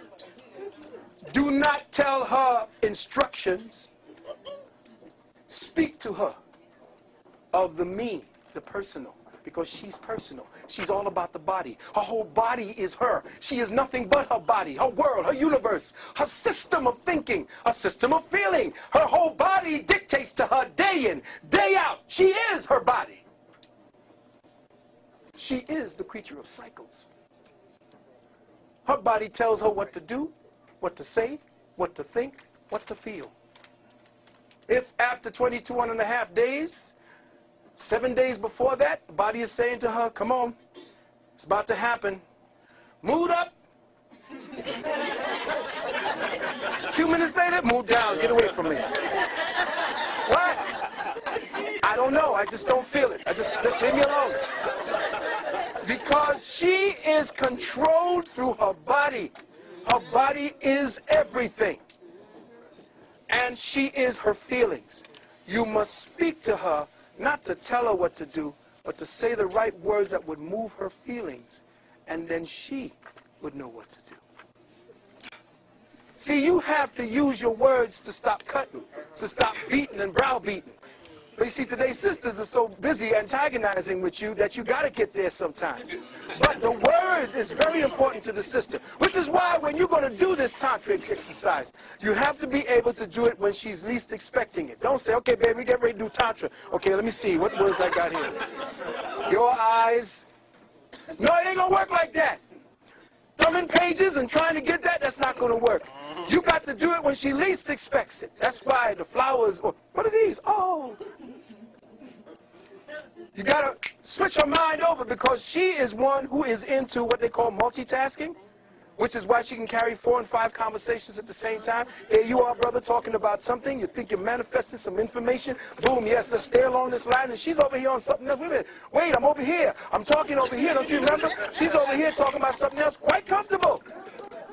Because women do not talk to get to a point. They talk because they like to talk. And if you come in with a point, you're messing it up. That's why they say you don't understand me, you're selfish. If you try to tell me, you do this, do this, do this. It's simple. No, it's not. You don't understand. Okay, I don't understand it. But understand when you're talking to her, you're speaking to a incredibly complex wiring manufactured for feelings. And so with your words, without least expecting it, your words must now come from a place in the heart. You can't, you got to come up with feelings at this point. Words got to be something that you just trip her up, something she doesn't expect. The unexpected is the way to the heart, brothers. It trips her attention. It brings her back to, oh my God, where am I? I can't find, I'm not stable. That's the way she wants to feel, completely out of control. Now, with your words, brother, you tell her to go into a place of meditation. No, you're going into meditation versus meditation, me and I. And you speak to her and you talk to her of words. Now you tell her, these are the programs I want you to place in your mind while we are making love. Here's what you will hold. You will hold a vision and a picture of a place, a time, a circumstance, a word, something. And in that word will you now invest all of the materials like you would invest in a child that is coming into being. And in that thought, which is now a child of the mind, remember, a thought is a child of the mind. You now enter her, but she must be in control. Because for her to keep it, she must be in control. Therefore, she must be on top. So you sit down and let her sit over you. As you sit over her, or she sits over you, the Kundalini energy right above the anus, right there. You start playing with that area. Let her find a spot, what they call a G spot. Could you imagine white people naming certain parts of the female body after themselves? The G spot. She will find a place along the yoni, right back behind the clitoris, that little rough pad back there. When she finds that, sisters, you keep the programming that was agreed upon as you begin to feel the sexual energy build inside of your body. What you are doing with that sexual energy is that you are giving life to the thought. The more you keep the energy, this is practice, the more you see, so it's going to be fun. So you keep the energy. Sister, keep the fold, keep the focus. As it's building, you're going to start feeling it. And you can tell when they get it. Brothers, you are the scientist. You are the one that's controlling the energy in her body. You're watching the energy flow. As she takes off, you begin to see where the energy is because you'll watch it. If you're watching her body from here, you will see the body the aura begins to change from here to the heart chakra. And then all of a sudden, you look at the nipples, they begin to grow. You know the energy is in the breast. And then all of a sudden it starts going into the arms. When it reaches the head, what happens, brothers?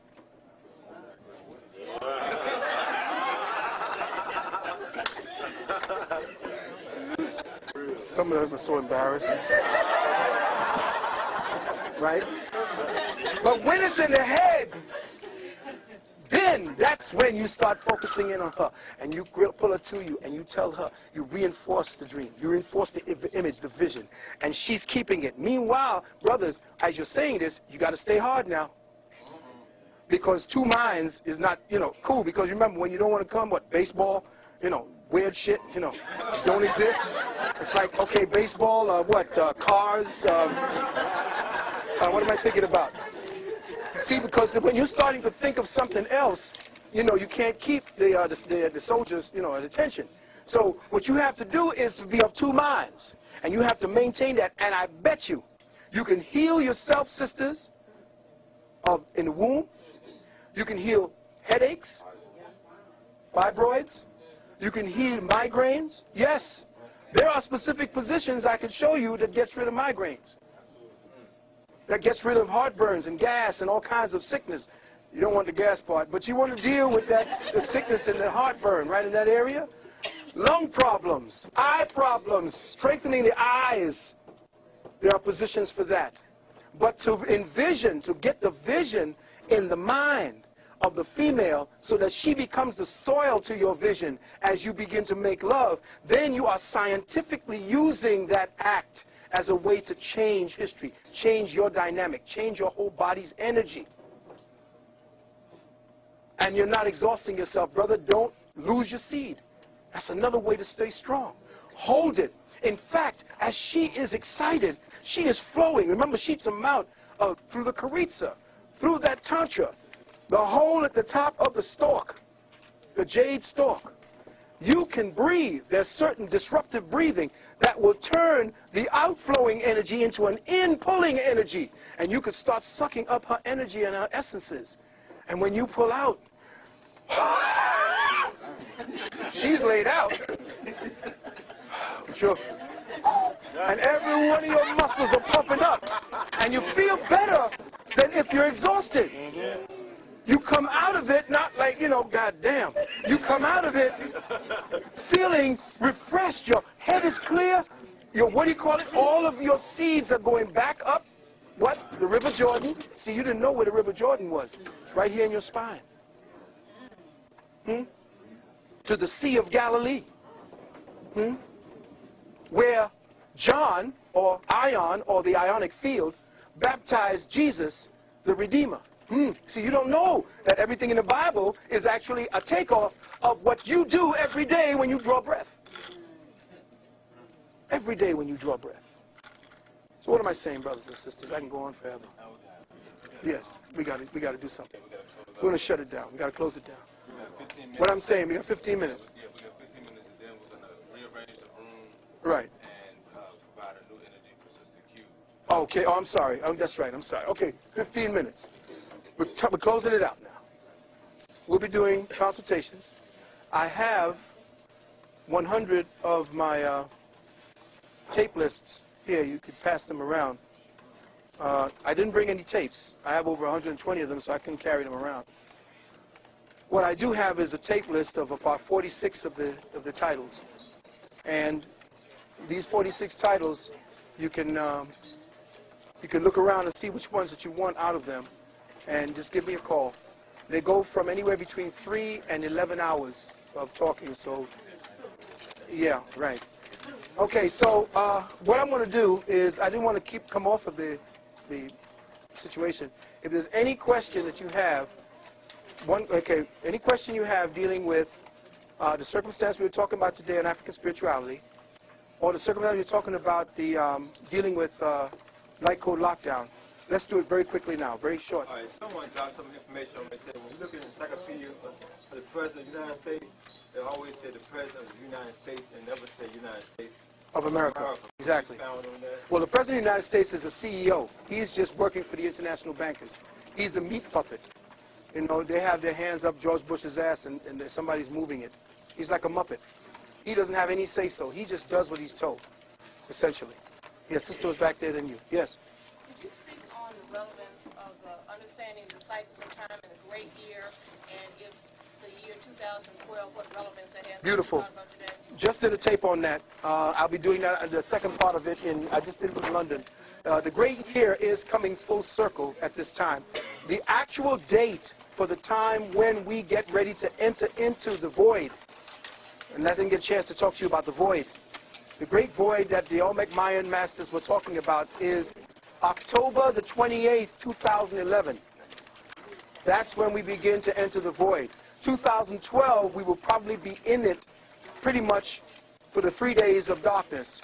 The significance of that is that the earth is going through a magnetic shift. In fact, we just got substantiated last week that NASA said that the earth has slowed down substantially, which means that when the magnetic energy drops, the electrical energy rises, which means consciousness will quicken everyone. And where you are, the level of consciousness that you're on, that's where you're going to be operating from. So if you got the mindset of an onion, that's exactly where you're going to be thinking. That's why it behooves you to start dealing with some of the, oh, by the way, oxygen levels on the planet will drop substantially over the next 7 years because of what's getting ready to happen. The slowing of the earth, the pollution, the passing by of Herculebus. Herculebus is a planet that appears every time we get ready to come out of the cycle of the last root race. We are dying of this is the 5th root race, it's dying. The next root race is coming in, and this planet called Herculebus is always here at the beginning when we're entering into Aquarius. That means there's going to be upheavals, you're going to see volcanoes, tsunamis, excuse me? Yes, the progression of the equinoxes. We're talking about going into the Aquarian age, which is the time when we're going to be 2,165 years in Aquarius. But every time we enter the first stages of Aquarius, there's great upheaval, madness, the falling down of all of the last cycles of the races that came before them. So now we have to be prepared. If you wish to get into the nutrients that I've discovered and I've researched that you're going to need to be able to deal with the heavy level of oxidate, what do you call that stuff that they deal with, antioxidants against that? Free radicals. Free radicals. The free radicals are going to be rising on this, especially in cities. So if you want, I will give you a website you could go up to. It's called Young Living. YOUNG living.com. All right? If you want to peruse, if you want to order, take this number down, 816-764. That's the one I was using for me. If you want to order, put down, what's the name of that? See, I don't know too much about it because I'm not into pushing products. But you put down 816-764. That's my number. Go through it, look at it, and look for this product called Ninja, N-I-N-G-X-I-A. It's out of China. It's a berry that has the highest antioxidant on the planet. Ninja berries. It is off the chain. The government wants it, but China got it now and saying they're going to use it. It's out of China. Now, you use that number and you put down, when you order, put down auto ship, AUTOSHIP. Now, you can go and get the Ninja berry, but then scan the website and look at the oils. Those oils are vital. They are highly oxygenated, clove oils, all of these, and it's pure. It's not the oils that you get that they say are 100% essential oil. The essential oil you're buying today is crap. It's garbage. They tell you do not consume.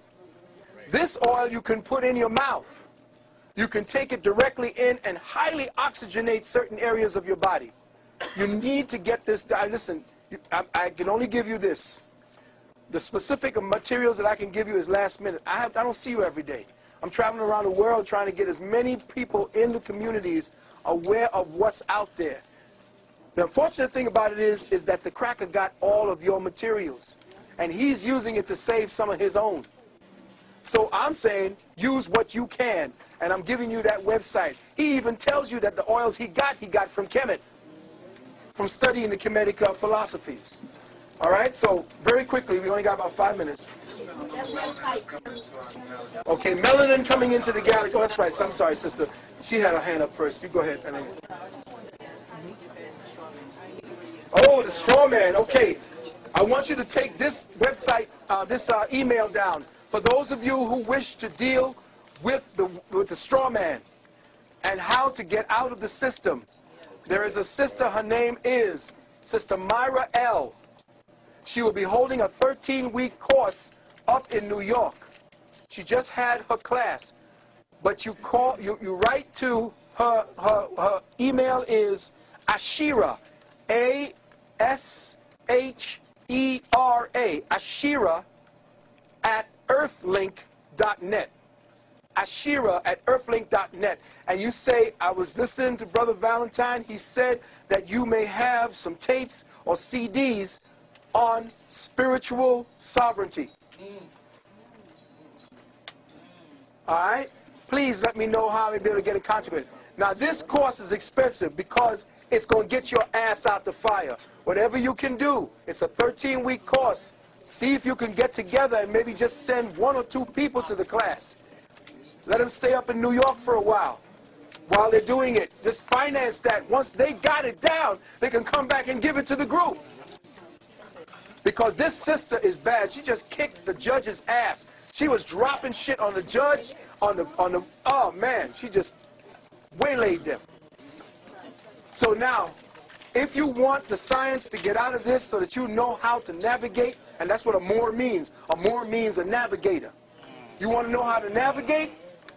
Talk to this sister, or at least write her, and do it like yesterday, if you want to know. Brother asked a question about the melanin that's coming into our society, our galaxy. Right now, at the edge of the Milky Way, scientists in Rome found that melanin is now coming in its rawest state into our atmosphere. And they see that the melanin is not just a melanin with a what do you call it? A design structured like a molecule. It's organic. Let me say this again. The melanin coming in from outer space, the dark matter material, is organic. It's DNA. It's the ancestors coming back. And it blew the mind of the Rome scientists, and they're now studying it. They're now studying cosmic melanin. They call it cosmids. And they're coming in right now at this particular time. One more question. If that's it? Yes, the hieroglyphic, or what we call Medunache. Yes. Can we find out more information about the melanin coming in? Uh-huh. Where can we find out? Go up and look for, it's a European site we found it at, and it's called Cosmids, Plasmids, and Fullerenes, F-U-L-L-E-R-E-N-E-S. Cosmids, comma, Plasmids, P-L-A-S-M-I-D-S, and Fullerenes, F-U-L-L-E-R-E-N-E-S. And then do a Google search on those, and it should put you into the website where they're speaking about that. In fact, they found this dark matter coming into our galaxy, and they sent up, check this out, they sent up satellites to investigate it, and guess what the satellite's name is? The Rosetta.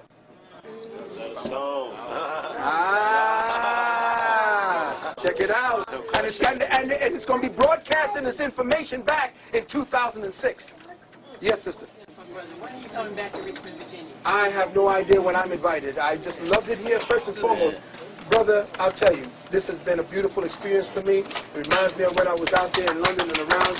You people here have been just wonderful. And I thank you for your attention.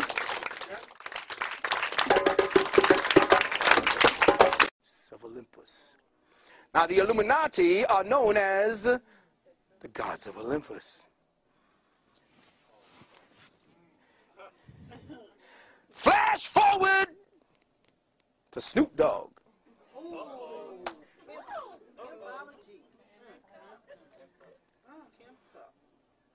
And what do you see them carrying around? The chalice and the pimp cup. Faggots all. For the man. If they ain't taking it in the booty, they're taking it in the ear.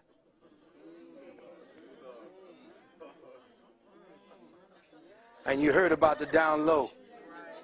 So the age of Aquarius is the age of faggotry.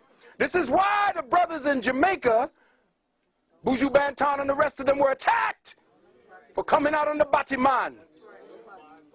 Because the big body hole will be your God. And don't believe anybody who's just saying, I'm bi-curious. Brother, you're not bi-curious, you're a faggot.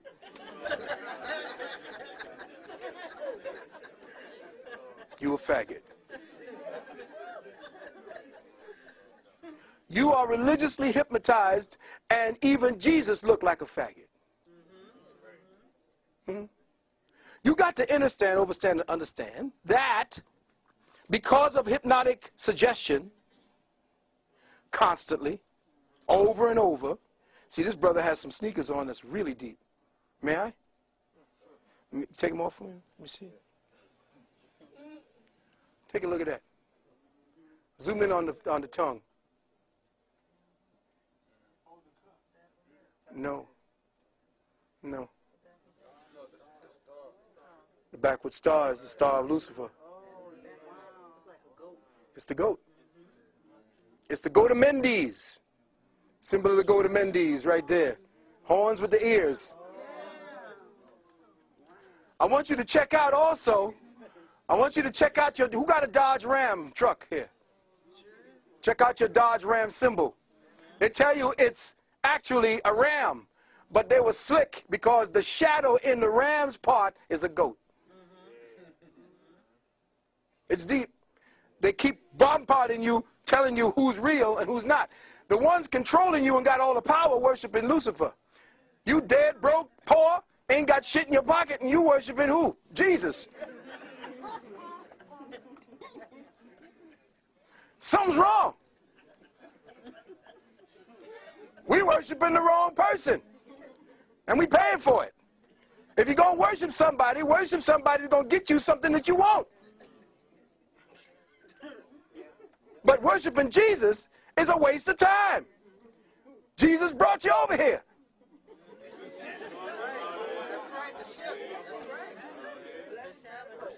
Blessed by the bishops. So if you're going to do anything, do it the other way, and then give some of that money back to those worshiping Jesus. Go get it from Lucifer. Bring it back to your people. Now, I'm not saying, you say, oh, God, hell no. See, now everybody going to start sacrificing goats and chickens and shit. I'm not talking about that. I'm talking about the fact that what we have here, if I may, what we have is a problem dealing with deprogramming.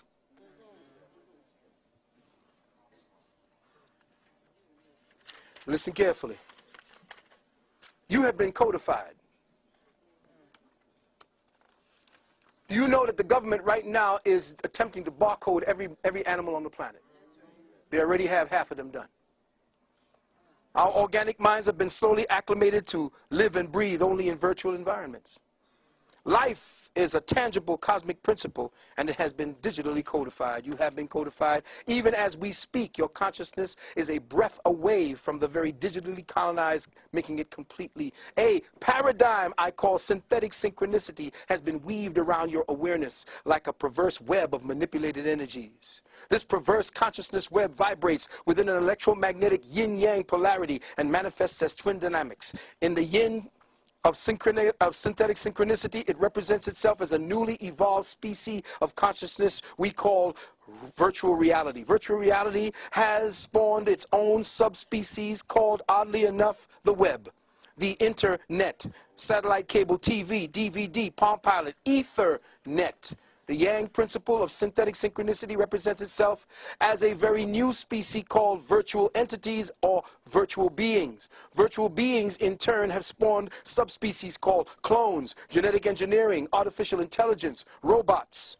With the appearance of these two dynamics, the lines between the real and the surreal have become extinct. They are disappearing regularly and rapidly.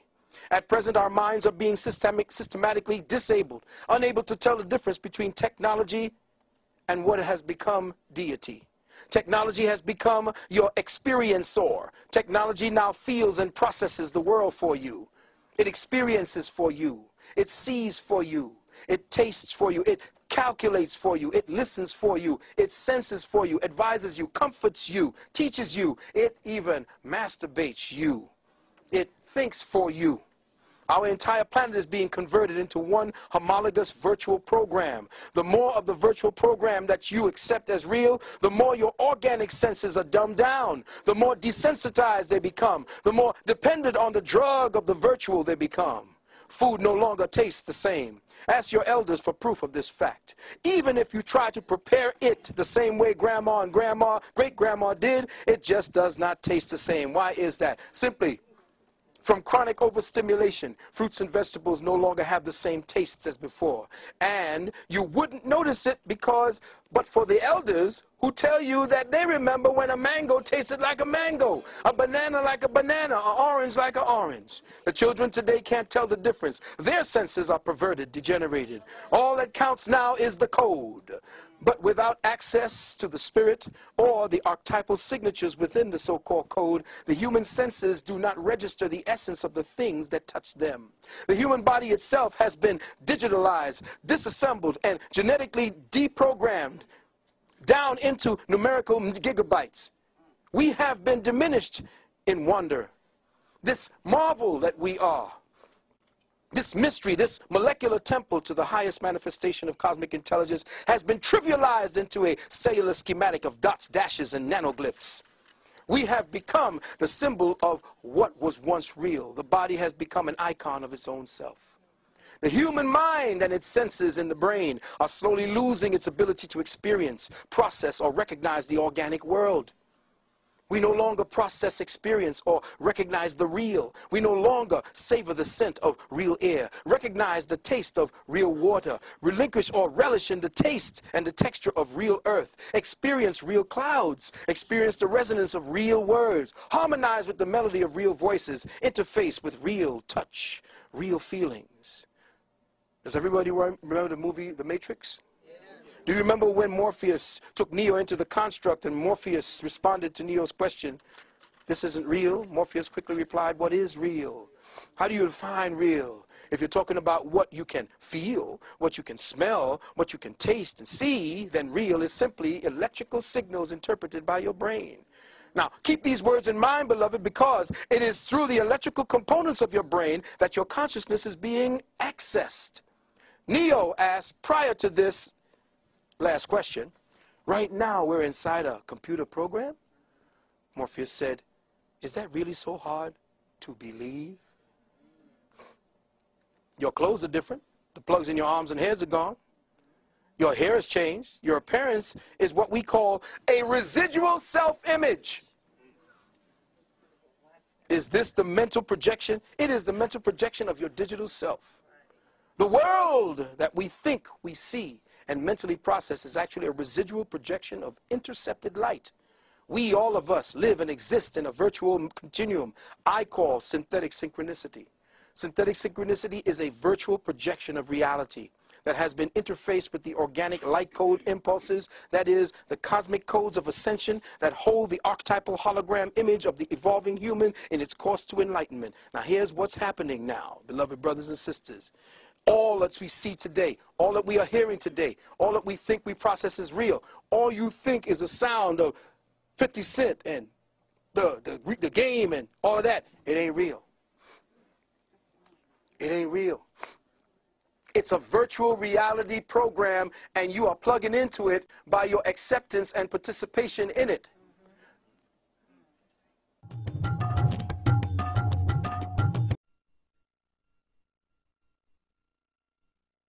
Now is not real food. See, what's happening is they have to take out what is real in the genetics of the food, because what is real is what interfaces you with the earth. The earth has your final programming. Once you interface with the food on the earth, food and eating is a form of communication. So when you eat, you communicate with nature. Once you change the codes that are supposed to go in and teach your genetics what to get ready for with the incoming light codes of transmissions for consciousness and ascension, they have now polluted your inside, destroyed the genetics, therefore the wiring can no longer pick up the light codes. Now, brothers in the nationalist community, when I was talking to them about dealing with metaphysical thinking, they were thinking I was talking hocus pocus.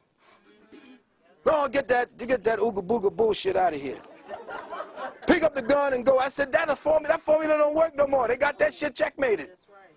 You got to come at them the way they're coming at you. These fools took science and went into your graves. Why do you think they spend so much money and time in your graveyards? Because they are studying the sciences that made you great. They, in their limited ability to process light, can only see half of it and only use it as a weapon. They can't use it to rise any further because the cracker can't go any further. He has to go further through your womb. That's right. That's right. He cannot evolve out of this particular type he is right now. He needs the black womb to get the fuck out of here. That's right. That's right. He's shut down in his own crackerness. His lack of melanin completely shuts his ability to move to the next species threshold of existence. The next species threshold of existence is locked within the melanin code. Yes. So he has to pervert it. He has to destroy it. He has to attack it. And he has to use it. Why do you think Rwanda scooped up all the hundreds of thousands of bodies? Where'd they go? Wasn't no mass graves. They went down here to Langley. Some went up into the northern parts of Europe and were melted down. And I have asked, where are all the bodies through all the centuries? What happens? They are using it as a food source. Food source. See, you know, you can't look at these things and say, well, goddamn, that's just those, so you're just taking it all the way out now, Brother Valentine. There's something wrong with you now when you're talking about them eating black people. Yes. You got to remember that he cannot see beyond his abilities. His first eye, which you call the third eye, is shut down. Because it's shut down, he can't see the possibilities or the probabilities. He has to work with what he has here now. And he's following you. Every time you make music, he dissects it. He's checking it out. Every time you dance, he's writing the shit on the floor. What the fuck is that? When the brothers and the sisters began locking and popping, you didn't know. A lot of the brothers and sisters didn't know that the ancestors were saying it's time to get back and study the Medu Neter. Yes. So every time you all would lock and pop, I'd be... Got it. All right. Whoa, that's been... Oh, I didn't see that one. Because the ancestors were communicating through the young boys. And they were hitting these deformed poses that were the hieroglyphs coming through. Those were the spectroglyphs going through the untainted mind. And we were not, the spoken word came later. But I'm talking about the dance. The dance is the most organic form of spiritual expression there is. The word is calculated. The dance is not. So when you're looking at the dance, you are seeing which spirit is coming through, what it is, and when they started popping and locking, I said, the ancestors are back. Get ready. They're here. Start getting your notepads out, start getting your translations, start opening up your mind, drop your religion, and reach for the sky. What happened again? When you begin to understand who you are, you lose all necessities. Or what they tell you are necessities. You see, I told a young brother just the other day, yesterday, and a young sister, I said, no real food creates a craving. Let me say that again. No real food creates a craving. You don't Jones for apples. But you Jones for a chicken wing and some ribs. Soon as you smell it, that's your addiction. And the problem with you getting out of here is because you were in somatic lockdown. I did a tape. I talked 11 hours, so you know how long I could go. I ain't going to stay that long. I had people sleeping on the floor, still talking to them. You are in somatic lockdown. Somatic lockdown means you're somatic, your body locked down. Your physical body today, based upon Willie Lynchism, is your cellular structure is constituted of addicted cells. Your cells have been conditioned by addiction. That's how they control you. Once you create an appetite within the physical body, I control you. I got you for an appetite for comfort. Got to go home, got to have a bed, got to have your lights, got to have your TV, got to have your fridge, got to have a certain amount of clothing, got to have your makeup, got to have all of these things, and they make you want it. Once they got you wanting that, needing it, craving it, they got you. That's why I say when I was talking, Brother Dell and me were talking last night till about 2 in the morning, right, brother? We were talking about a day of absence, and then a week of absence, then a month of absence. Once you pull the plug on this cracker, he will come begging you. What do you want, nigga? Anything you can have. Just put the plug back in. Just look at me on TV some more. Watch me, listen to me, see what I do. Because once you keep doing that, you're addicted. They know you're addicted, they feed your addiction.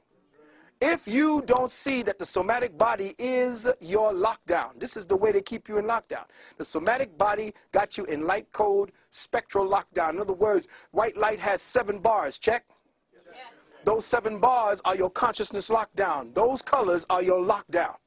Because white light has a certain amount of color in the spectrum, and your consciousness is based on white light.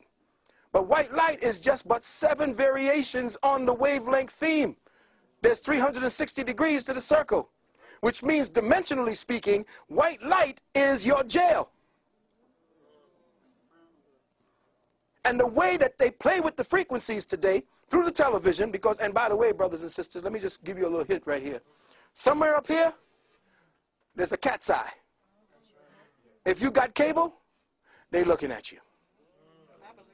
There's a cat's eye right here that they use for horizontal hold. There's a box in there where the cat's eye is contained that not even the repairman can get into. If you think pulling your plug out the wall is going to do it, forget it. If you got cable, they're looking at you. They said that this thing is so damn powerful, it could pick up the hair on your asshole while you humping on the couch.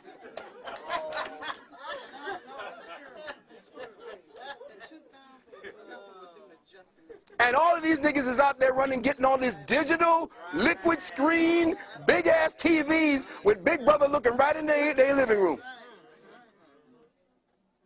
Right into their living room. And all these new cars? Oh, yeah. They got y'all. They're tracking y'all good. And get ready for your what do you call it card? Your national ID card is coming. And I'm going to drop this for y'all. This is a little gift I'm going to drop for y'all. Get ready for the October surprise.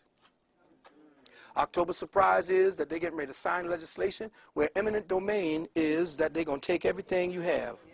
Why? Because the international bankers today have now called in the debt.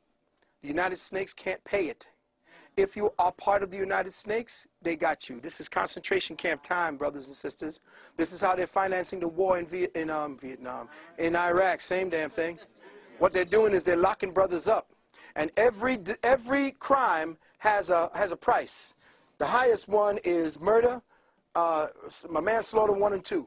These have a price to them. As soon as the judge finds you guilty, he runs in the back, calls down to Wall Street, and writes a bond on your damn case number. That case number now goes out and is picked up and sold over as an exchange. Investor picks it up. It's $4 million, say, for a murder. $4 million, the investor picks it up. They sell it to them for $40 million. The investor pays $16 million. They take that money and they put it into the Securities Exchange Commission, and that now becomes a bond worth $400 million. And that's how they are financing the war with the brothers in jail. Using your Social Security card. Let me just give you this. Take out your Social